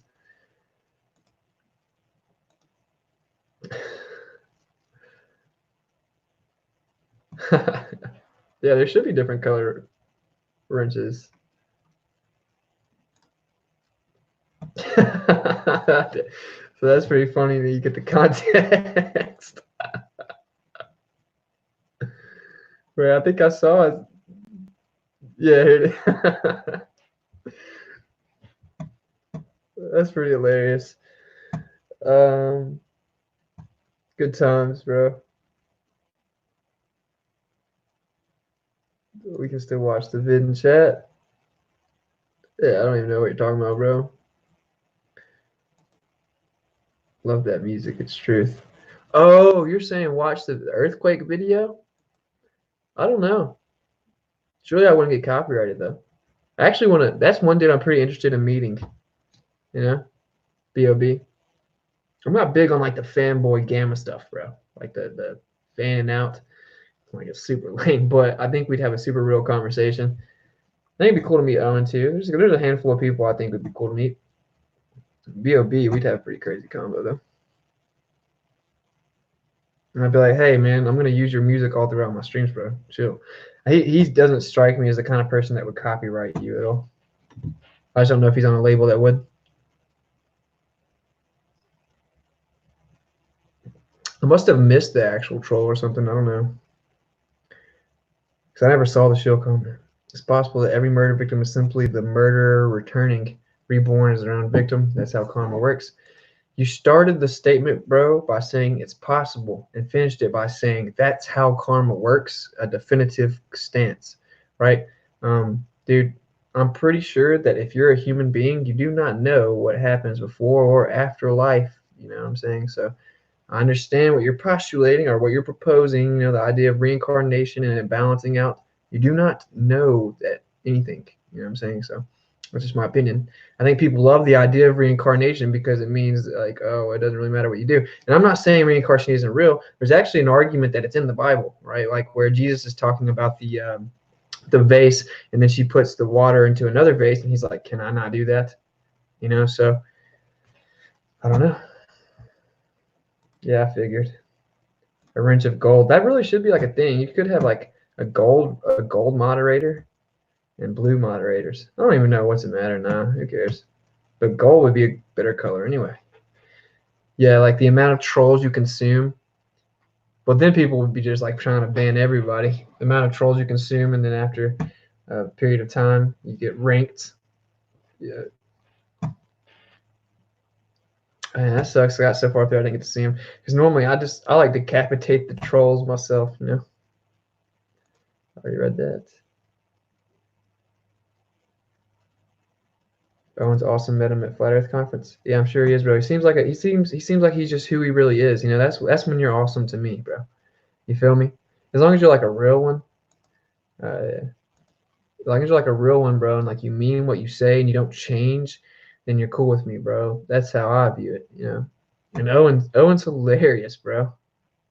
And it's rare that I agree with someone that much, but it's not even about. It's just like, well, it has a lot to do with me agreeing with him, of course, his principles. And we were talking about that a little bit on Jeranism today, which y'all should go check it out. Show my boy some love, support what you like, or it goes away. And we were talking about how, like, isn't it crazy? He's so demonized, and he promotes like family, logos, and like self-sustainability. What? Like, of course, and Jaren's like, of course, yeah, you know, because they don't want you to realize that it's all about logos. It's all about strong families, morality, you know, God, and being self-sustainable, homestead. Because if everyone was to implement that, they could have no control over you whatsoever.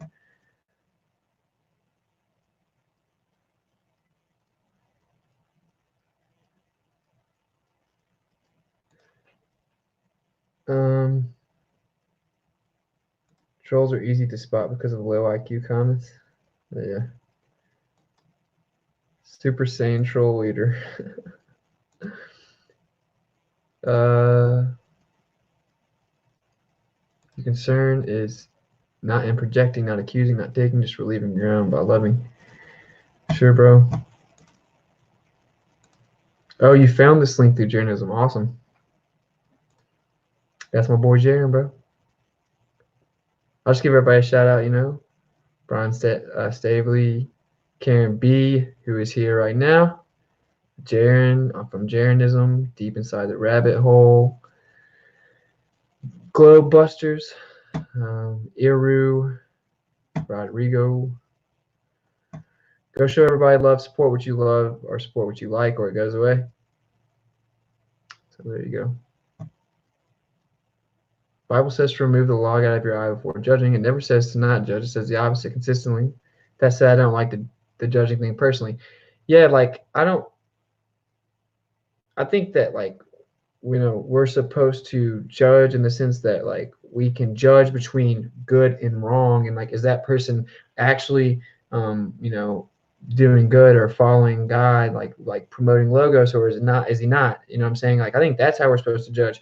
We're not supposed to judge in the sense that it carries any form of ramifications of what should be done to that person. Like, we don't get to choose anything to do with punishment or anything like that, you know, or like being like, hey, you're being bad, like, you know, like, oh, you cussed, like that. God doesn't want you to go around telling people like, oh, I can't believe you just cussed, you know.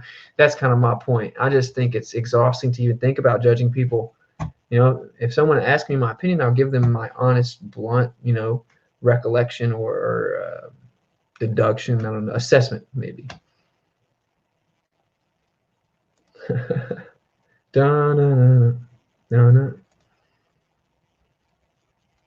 Bible does not teach reincarnation. It doesn't seem to, no, but it seems to pretty clearly not. I know one thing. No one knows that reincarnation is real. I can tell you that right now definitively. No one knows it. And the reason that I'm real skeptical of it, it's propagated by mainstream, and so is all this new age ideology in general, you know. So that's why I'm just skeptical of it, because I mean, the beast system doesn't promote something to you unless it's like what you shouldn't fall for typically.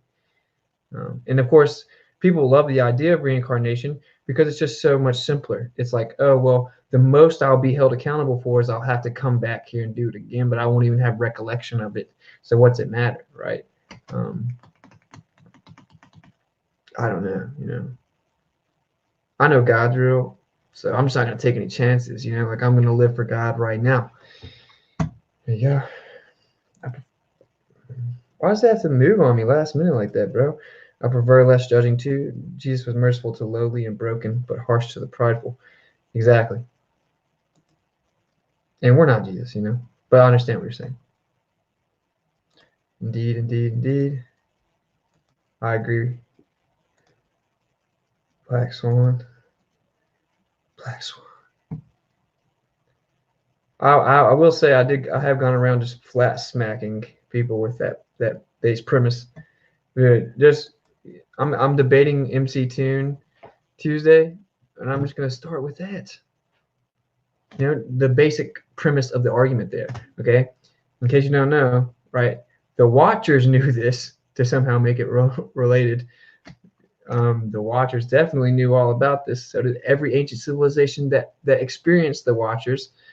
But the Earth is flat, and that is because if the Earth was a sphere, a ball, then it has a radius based on its circumference. Then you take the radius based on the observer's height, and then you can deduce where the horizon would be, the geometric, physical horizon of the ball. We have numerous examples of tangible observations that dismantle the geometric horizon. The Earth's not a ball. It's 2020. Wake up. My point is, I just love like that concise delivery I just said right there. That's not going anywhere. I love it. I love to watch like globe earthers squirm. You know what I'm saying? However we judge, expect to be judged the same. I can believe that for sure. Yeah, New Age ideology is kind of crazy. I agree. Well, it's just like infinite, endless, subjective, whatever makes you feel the most comfortable, and then it starts to bring you into this realm where you self-project and you keep on going down that realm. It appears that you'll have some not particularly great experiences, and I've had a couple. The Bible actually commands you to judge others in the church, but not outside of it. It commands you to call out false teachers too. It's not my place because I'm not a Christian. No religion for me. I am not religious, but I believe in God and I believe in Yeshua. You should look him up. You should research him. Boom, boom, boom. God is great. I agree.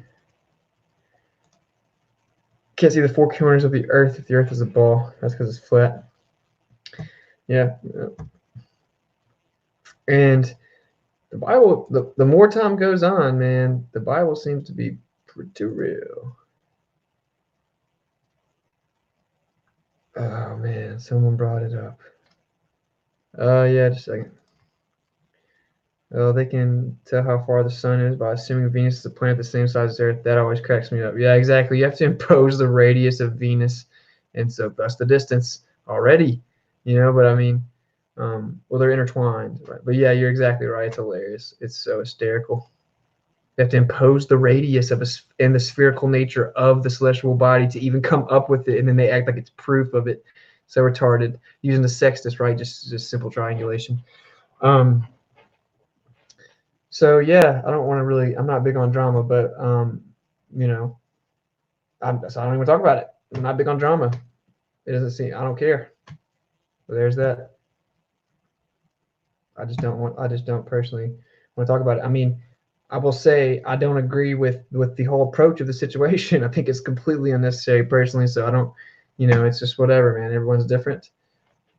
You know, it is what it is. I just think that when we need to all come together with like damning evidence like that. That's all I know about it. And so that's why I stay out of it, man. I stay out of it. You know, until someone puts my name in their mouth and talks crazy, I'm uninvolved. You know, I do try to stand up for people, you know. So I tried to kind of go that route a little bit, but I like to stay out of it, bro. And I'd rather be cool with everybody, so at least we can always have this way to kind of us all know we're still on the same team. So until someone comes directly at me and says my name, you know, I'm gonna stay out of most drama because it's just draining me just sitting here talking about it right now. Choice is key. When Jesus died on the cross, he went alone. Two criminals were there, one on each side, one cursed him and one praised him. Yep. Yep. What, dude? That actually kind of gets old, bro. But I guess I'm probably one of the only people that like do every comment almost.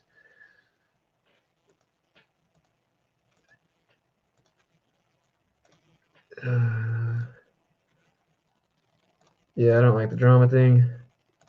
Just because, bro, I just don't got time. Thanks, bro. Much love.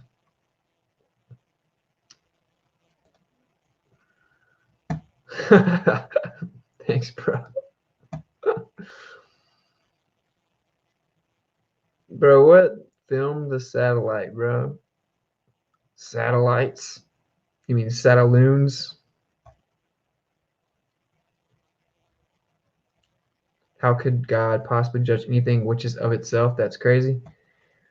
Bro, what's crazy is you keep trying to understand omnipotence, and it is a futile pursuit, brother. Theosophy is a monumental force behind the modern New Age movement. David Spangler, who was called the father of it, was a theosophist himself. My boy Anderson be dropping some gems. Yeah, it was actually pretty low.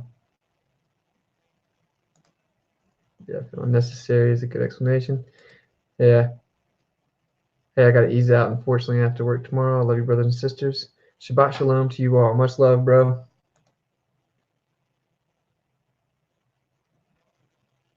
Yeah, I agree with.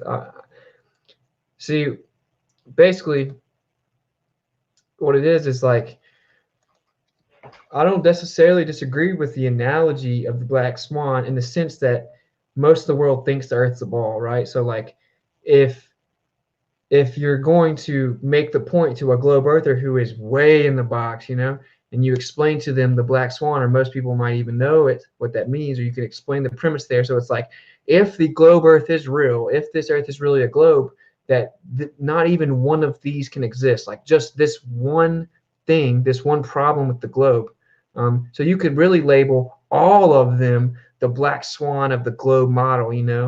So it just like seems what somewhat semantical, because y'all are also correct in saying that it's actually just pretty common and thus a white swan. That's very true, because that's what reality is. It's all apparent horizons. So you see how I'm just over here. I don't agree with the approach of it. I think it was immature. I don't personally operate like that. But again, I like to just stay kind of independent. I hate the drama.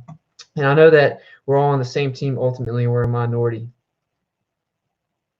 And that was getting kind of viral, you know what I'm saying?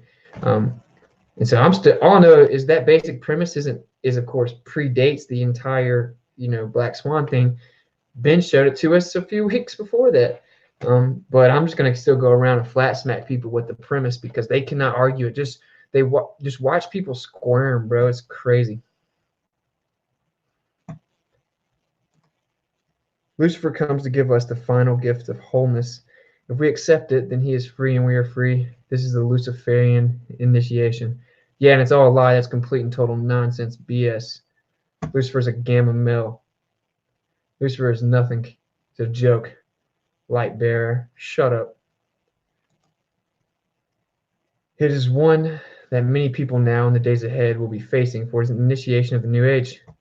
I hear that quite often. Yeah, you're going to have to take Luciferian doctrine, which will be underneath the guise of just this uniform composition of love in the New World Order. But yeah, I've heard that quite a bit. I definitely agree with that. 100% agree with that. Can't attest to motivation, but I've seen crazier things. We could just use this one argument of the black swan. It can't be defeated. It certainly is an irrefutable argument. If it brings more people to truth, then great. Yeah, I agree 100%. Oh, it cracked me up. I'm a Black Swan fan. I'm a fan of smashing the globe. Exactly. That's what I am. And dude, I agree that we need to all just get behind that argument right there, right? Because we can all kind of learn the argument. The argument is simple. The argument is simple, super, super, super simple. And every flat earther just needs to know to learn the argument, to learn the potential like responses, which all you can possibly get is refraction. Refraction doesn't work. Refraction simply, is always relative to the horizon. It isn't about the horizon. It's relative to the horizon. And these people are so indoctrinated and so religious that they'll just say that even though you explain it to them. So very simply, the imposed radius of the spherical Earth 3959, right? 3,959 miles, the radius of the Earth, which you deduce from the circumference of the Earth, 24,901 miles. That's what anybody that believes the globe Earth believes. That's not our belief. That's their belief, right? So you just tell them, according to your belief, there's a radius of 3,959 miles. If you're 1 foot off of the ball, then the observer height will be like 1.27 miles. So that means once you see out 1.27 miles, there would be a physical bulge of Earth, physical, tangible, literal, geometric horizon because of the geometry of the Earth. And if it isn't there, but there are structures 9 miles away, and then there's a horizon behind it that proves there is no geometric horizon, it proves there's an apparent horizon, you lose. Irrefutable. The Earth is not a globe. You literally cannot refute it. That is a refutation of the globe model. Everyone needs to learn the argument, understand their potential responses, even though they're retarded, and be able to dismantle them on the spot. And you can literally go around and flat smack anybody, including people like Neil deGrasse Tyson. Okay, it's irrefutable, and I've thought it through, as have many other people.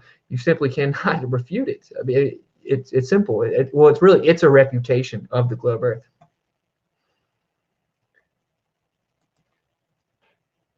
Much love.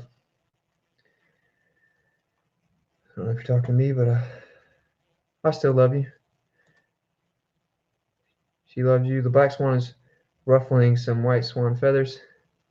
Eat, sleep, debunk globe, repeat. I like that. Refraction, dude. Refraction's retarded. They don't even understand it. They don't even understand refraction, bro. The best I can say is looming. Looming is looming something over the horizon. All refraction is relative to horizon. It's just so crazy, bro. Black swan is just an image. Here, I'll show it right now.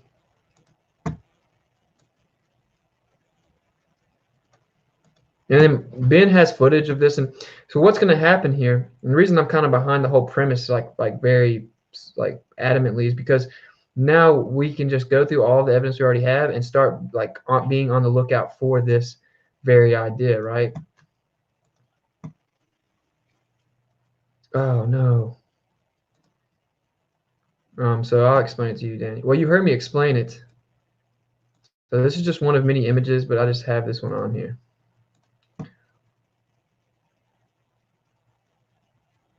So I guess we'll just. I said I wasn't going to talk about it. We're going into depth of it now.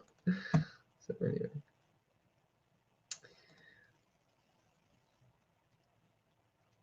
This is the image. So you can see the actual observer height was 1 foot, right? But they gave them 5 feet just to make a point and to even give them an advantage. So at 5 feet, based on the radius of the Earth, which is 3,959 miles, the distance to the geometric horizon is 2.73 miles at 5 feet, and this image or this footage is actually captured from 1 foot. Okay, so that means that there should be a physical bulge in the Earth. Literal, you can't deny it. Based on the geometry of the ball Earth, it has to be there. So there would have to be a bulge right here, a horizon right here, 2.73 miles away. Actually, it's like 1.27 miles away if it's at 1 foot, right? And at 5 foot, it's 2.73 miles. And you go all the way up to 35 foot, and it's still less than 9. It would actually 35 feet would be in between the two. So anyway, the point of the entire thing is what they'll do is they'll start arguing about the structures. They'll say, oh, well, it's not completely clear. Look at the structures, all this stuff.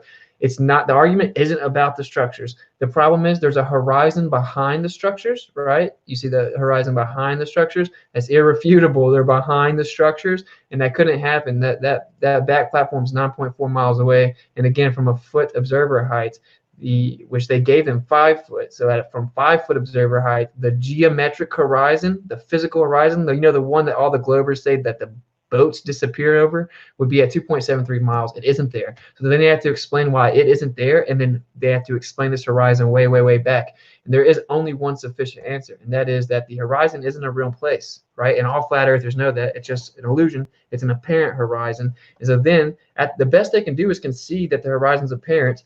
Dun dun dun. Now, welcome to flat Earth. That's we know. Catch up. So there you go. It's quick, simple, and they can't argue against it. When they go to refraction, you can make them look like they don't know what they're talking about. It's nice and neat. I agree. Because they say refraction, and then you're like, what kind of refraction, bro? They have no idea what they're talking about. They parrot refraction, and then they freak out and panic, and then they start trying to show you other pictures of like the same structures on a different day. That has nothing to do with it. That's why the black swan name does have some validity. It's like they'll show you all these different pictures of the same structures, and it's like, no. It doesn't matter. Okay, the fact that it happened one time, you now have to address it. So the premise is pretty right. So both people are right. That's why I didn't really want to get involved in anything. I don't agree with the declaration of war, obviously. It's extremely dramatic. An analogy of what? Black swan, it means that if just one black swan exists, then whatever's being postulated can't be if it's contradictory to the black swan. That might have been a too complicated way of saying it, but like just one observation that shows what that observation does refutes the entirety of the model. You only need one black swan. That's what the historicity of it, the analogy is. Radius and physical or geometrical horizon, it's over. Exactly. It's hilarious. Much love to you, Austin. You're true. I can tell. And a great addition to the globe busting team. Onward and upward. Much love and respect. Right back at you. Appreciate it. Either money or a bike will get his attention. Not sure what you're talking about. The sad thing is they could say the Earth is bigger than previously thought tomorrow, and all the globes would believe it and eat it up without question. Yeah, they would have to say it's insanely big. Like based on that observation, it'd have to be like 250,000 miles or something. Like they can't do that. That's not. It doesn't work. It's dead. It's dead. They're gonna have to bring the aliens out sooner, or the globe is dead, bro. I don't think they can salvage it. Like if they tell you there are 10 million flat earthers, there are probably 200-300 million. They're not going to ever let you know what. Think about how many flat earthers aren't even out of the closet yet.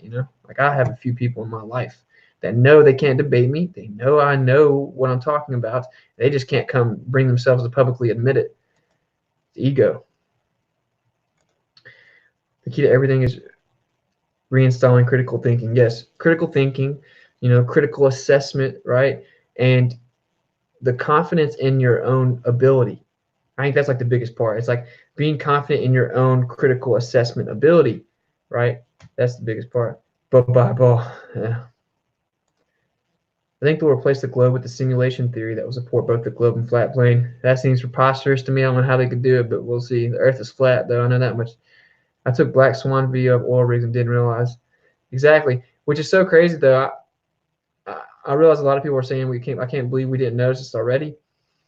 The way I was, bro, I was kind of lazy. I just feel like, okay, the Earth is pretty clearly flat, and I just went on about it. And then I've done way more research since then. But like as soon as Ben showed that video, or like he sent it in the Skype, I think I was immediately before he posted it or before he showed it on the Globebusters, my first episode, and I was like, dude, this is immediately I watched the video and I was like, this refutes the globe. Like I immediately knew it, but at that, I mean, it's just I didn't really ever think about it and further that to like, let's just make this as short and concise as possible and just go straight to their face with it, where they have to literally every globe earther has no choice but to just start to squirm, to lie, to misrepresent, to use ad homs, to divert and bring something else up. They can, it's literally irrefutable. So that's why I'm behind it, because we need to get where every flat earther can make that argument, We see too far, case closed, exactly.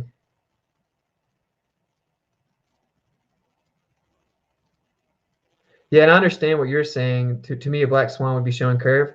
Yeah, that is actually true. That's definitely true. But the other side of the argument is just that, like, well, it's the analogy just applies to how most of the world, like 98% or whatever, thinks that the Earth's a globe. So this would be a black swan to the globe, So y'all are both right. 5 types of refraction thoroughly debunked. Globehead, we need a funeral. It's just funny, man. 5 types of refraction doesn't help them at all. It's all relative to a horizon. We don't want to see all the white swans. They are boring. Show me that black swan.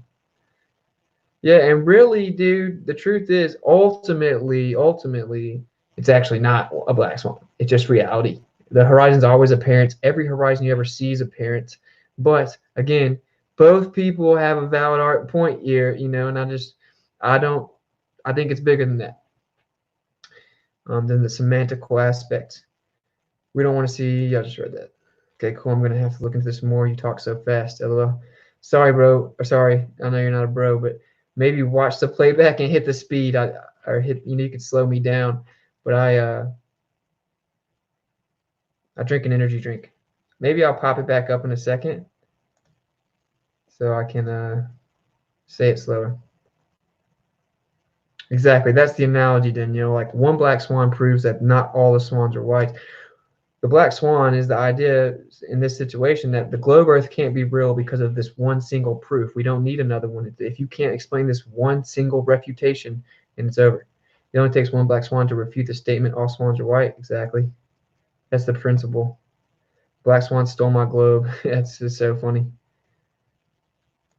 And just I mean, we should start making that a common thing where we coin evidences and very concise presentations of arguments and make all of them go viral. There's people constantly slam dunking globe zealots. Like we don't need to just stop and just have the one, but we also just I think we should just all keep doing it and get behind whatever it is. We're a minority, like we're being censored heavily, bro.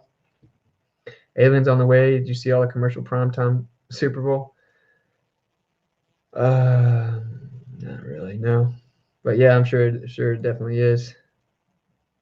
I definitely agree with that. 100% agree with that.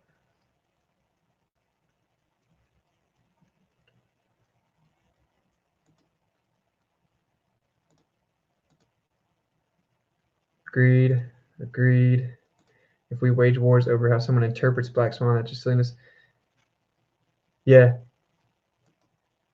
Critical mass of people just knowing will bring a turning point. Yeah, and they probably don't want that.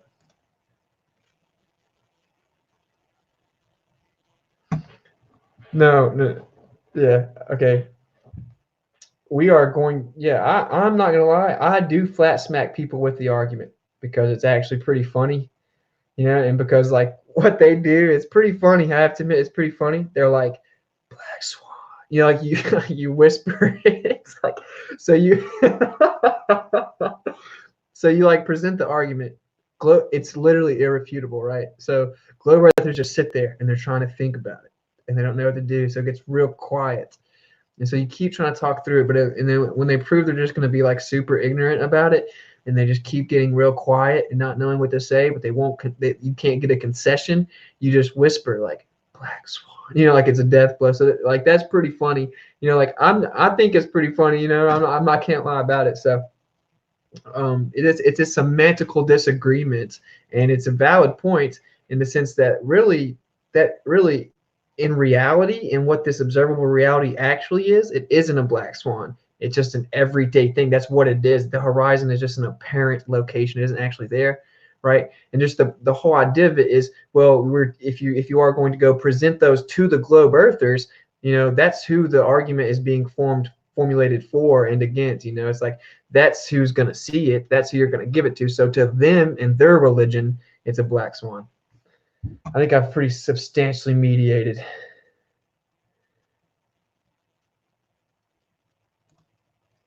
Zodiacal lights are retrievable laughing. Right. I still don't understand the controversy of a black swan of the war. It's causing ignorance is bliss. I cannot lie to you, bro. I cannot explain it anymore. I'm exhausted. Smash that globe. Smash it dead. Agreed. It's catchy, easy. Anyone can learn the argument. Black Swan. My next boat name is Black Swan. Yeah, I think it's pretty funny. And we need to keep doing that. We need to keep formulating concise arguments, and then they're coining terms.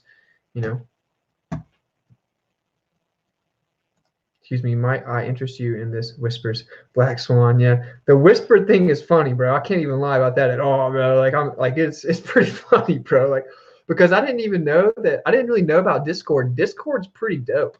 I think I might start doing this thing where like once a week, like in the morning or something, I get on Discord and I invite a bunch of people that can substantiate and articulate their arguments pretty well to come in there and chill, and then try and get a bunch of globe earthers in there, kind of like what they do, but just do my own little one like once a week or something.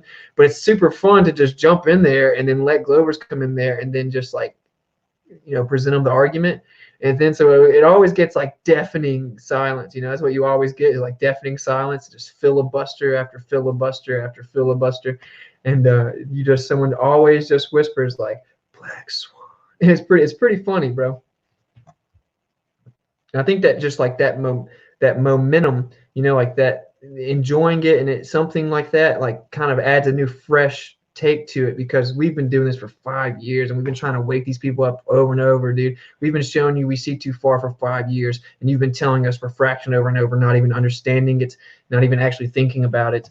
And so this kind of like adds, kind of a new fresh fuel to the fire. And really, we did this on Globebuster already before this. We talked about the very same argument and how it was irrefutable before they did, so it's no big deal. They just coined a term, and I don't really care about the semantics.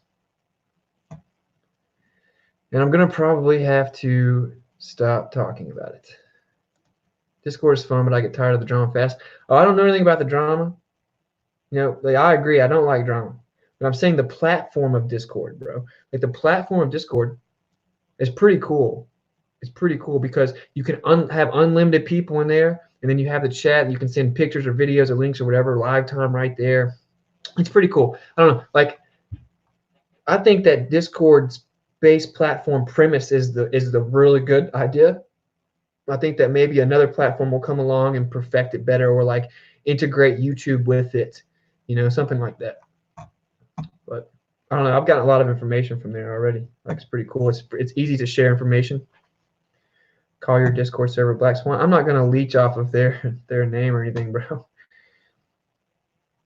And really, ultimately, we need to get to the point, because honestly, Karen B and them were right. Ultimately, I mean, let's just be honest. I hate to keep talking about this because it's in such circular, but I mean, ultimately, it isn't actually a black swan, right? Because the Earth always does that. That's an observation always consistent with the Earth. It just varies based on the atmospheric conditions and the refractive index, the relative conditions. So, but that's what the Earth is, right? But the analogy is that this one single thing, we only need one single thing of this caliber to refute your globe model. Oh my gosh, I've explained it 12 times though.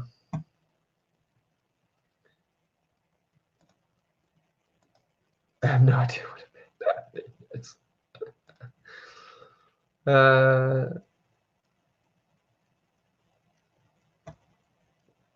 It's all good. You just have to learn the argument. Yes, you did. It's pretty funny. I agree, dude. I think it would be lit. I'm definitely gonna go to. Oh, you mean like a DLive/Discord platform? Yeah, that'd be dope, bro. That would be dope. All right, I saw those. Karen, make those. Yep. Boom. Show us some love. All right, so I'm about to recap the stream and get out of here. It's been a couple hours. Nice chatting it up. All right, so in conclusion, we got a little sidetracked, but I like to chat with y'all. So the gravy of the evening is, well, this is on the back of your dollar. We all know Nuovos Ordo Seclorum means New World Order in Latin. Okay, the pyramid represents the power structures of the Masonic belief, the Gnostic esoteric Masonic belief. The eye at the top represents the illumination that you receive from the light bearer. It goes all the way back to Egyptian mythology. And this is Albert Pike wrote Morals and Dogma. He explains that the square is about the base of the pyramid. Of course, you get the square and the compass in the symbol. The G stands for Gnostic, or also geometria, which is the measurement of Earth. And again, the square is about the metaphysical, symbolic importance of the square of the pyramid. And the compass is, referencing Earth's shape, which we've been lied to about. Then we come up here. This is a North American, well, Native American up in Canada representation of their sky god, the star people. And this is what the oral teachings are saying to this day. My people tell of star people who came to us many generations ago. The star people brought spiritual teachings and stories and maps of the cosmos, and they offered these freely. They were kind, loving, and set a great example. And when they left us, my people say there was a loneliness like no other. Okay, we'll just stick with the first part, which is the star people came and taught them spiritual teachings. Yes, that's what every civilization ever said. We get depictions like this that they'll tell you is all just a lie and all fake. But the more you examine history, the more you find out, seems this stuff is real. That dude was huge right there, and he just had some lion as a pet. It was actually pretty epic if you think about it. You can see why people worship these people as gods. And then so the whole entire premise of the Watchers came down and they bred with the humans to make giants, and then they ended up turning to the beasts and the creatures and made hybrids. So you can see that this is potentially a hybrid of a man and some fish scales on a I don't know, a lion with the wings, or who knows what that is. And then this is looks like Nimrod on the right. Here's all the Egyptian depictions. So if you apply the idea of the Watchers, the star people coming down and then breeding with animals to make hybrids, look at all of their gods and goddesses. You see this with the alligator head and with a bird head, and of course Horus, being one of the most infamous ones, has the bird head. Different types of bird heads. It seems to be a big one is the breeding of birds. And then you can see Taweret, whatever, right here in the middle, the third from the left on the bottom. Is pretty crazy looking. I don't know what that is, but it's pretty wild to really think about all of these being literal representations instead of just regurgitating whatever authoritative figures have told you to believe, so that you do not look into the intricacies of history. And of course, this is Nimrod, who built this. And so the story goes that the Watchers came down in rebellion, and then they tried to go back up to heaven, and they were cut off. So they tried to build their way up there. And then real fast, what we'll do is we'll explain what the Watchers were again one last time. Real brief overcap. So the Watchers, the angels, they made a pact. They came down, and then they tricked humans, man. They tricked humankind. And so Simyaza taught enchantments of root cuttings. This person taught how to make swords and different weaponry to do war. Knives, shields, breastplates. Number 3 taught sorcerers and dividers of roots. Solution of sorcery, the resolving of enchantments. This, and of course, this information is super old, guys. Nothing new under the sun. Taught the observers of stars, taught astrology, and of course astrology is still a major pivotal aspect of the deception that goes on in the entirety of this world. The science of the constellations, taught the knowledge of the clouds. I wonder if they taught them how to geoengineer. Signs of the earth, signs of the sun. And look, their names are here, bro. This is why this book was removed from you, because it's way too specific. There's no way you can claim ignorance after reading Enoch. Cyril taught the motion of the moon, the course of the moon, taught science, taught astronomy, taught the bitter and the sweet, and the use of ink and paper, also known as words and languages. And again, we spell words, right? Taught the children of men all the wicked smitings of spirits and demons, and the smitings of the embryo in the womb, that it may pass away. So this is thousands of years ago. The Watchers come down and taught men, more specifically women, how to kill their children in the womb. So they taught them abortion, nothing new under the sun. Introduced weapons of war. Here are some other little names. So there were 20 of them, I believe, right? There were 20 of them, yep. And according to the book of Enoch, 200 Watchers fell to earth. There were 20 of them, and each one had a group of 10 that they led. And so basically, all these people were revered as gods. The Watchers were revered as gods. They had their own, their subjects that they were a god of.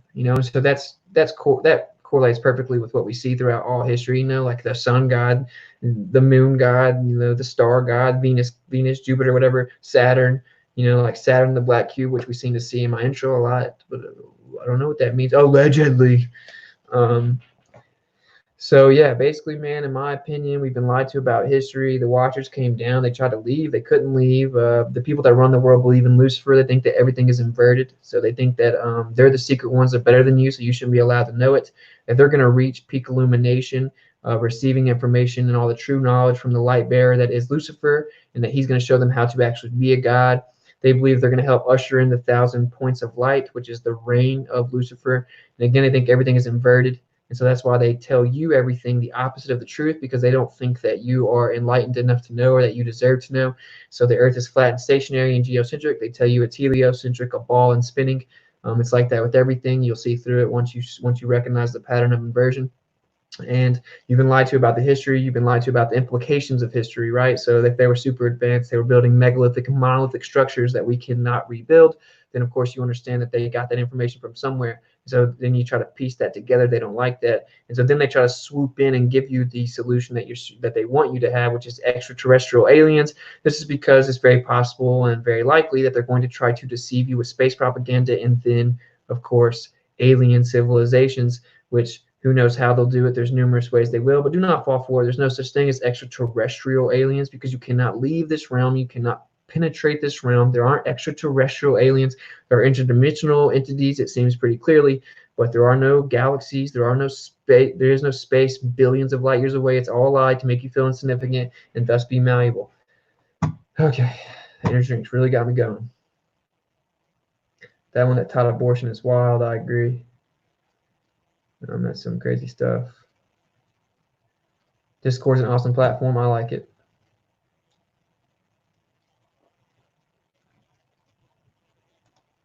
How close to the North Carolina border are you? I'm in North Carolina. I'm a little bit west of Nashville, Tennessee. So I don't really know, to be honest.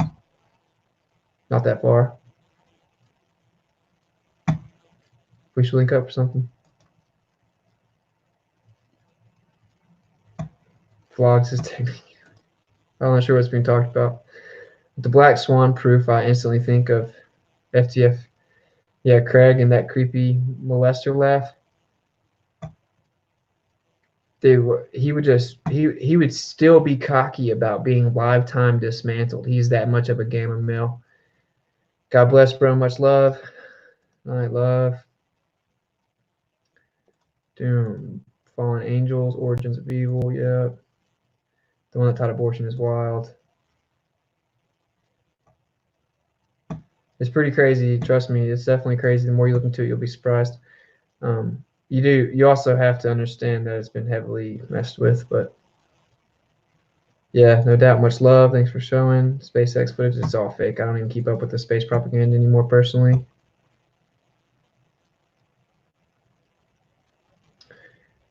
Good times. Blessed are the peacemakers indeed. Love. Damn, when this have stature, this is my favorite subject, bro. When this have started. Yeah, this is a crazy one. I might go in depth and break this one down a little bit more. This is just a brief overcap. This because I think this is one of the most important ones. I mean, the gravy, gravy keeps coming. I do this a minimum of 5 times a week, Good audio versions of Enoch on YouTube. Yeah, dude, that's a good way to do it, is to listen to Enoch. So, all right, I'm going to get out of here. Sorry if I talked a little quickly, but that's just kind of what I do. So, yeah, just unplug from the box. The box is a metaphorical, ideological box that keeps you plugged into this facade of reality. Really, the world is a stage. And they're just trying to manipulate you, man, but they need your consent for everything. And that becomes abundantly clear when you realize that's why they have to predictively program you and show you right in front of your face. So just don't give them your consent, right? And think for yourself. Unplug from the box. We can only show you the box. And the journey does not end once you unplug. In fact, it just begins, but you get a new, interpretation or reflection of life, if you will. And so, like, you have a new admiration for life, and it comes with way more gratitude for life itself. And, basically, like I say, the world is a stage. And so if you're watching a play, but you do not know you're watching a play, how could it be that you ever actually can try to understand the motivations of the author of the play, right? So we'll just show you the box. Hopefully you will unplug. But yeah, I'll catch up with y'all later. And let's see. Yeah, I'll go live tomorrow night. Much love.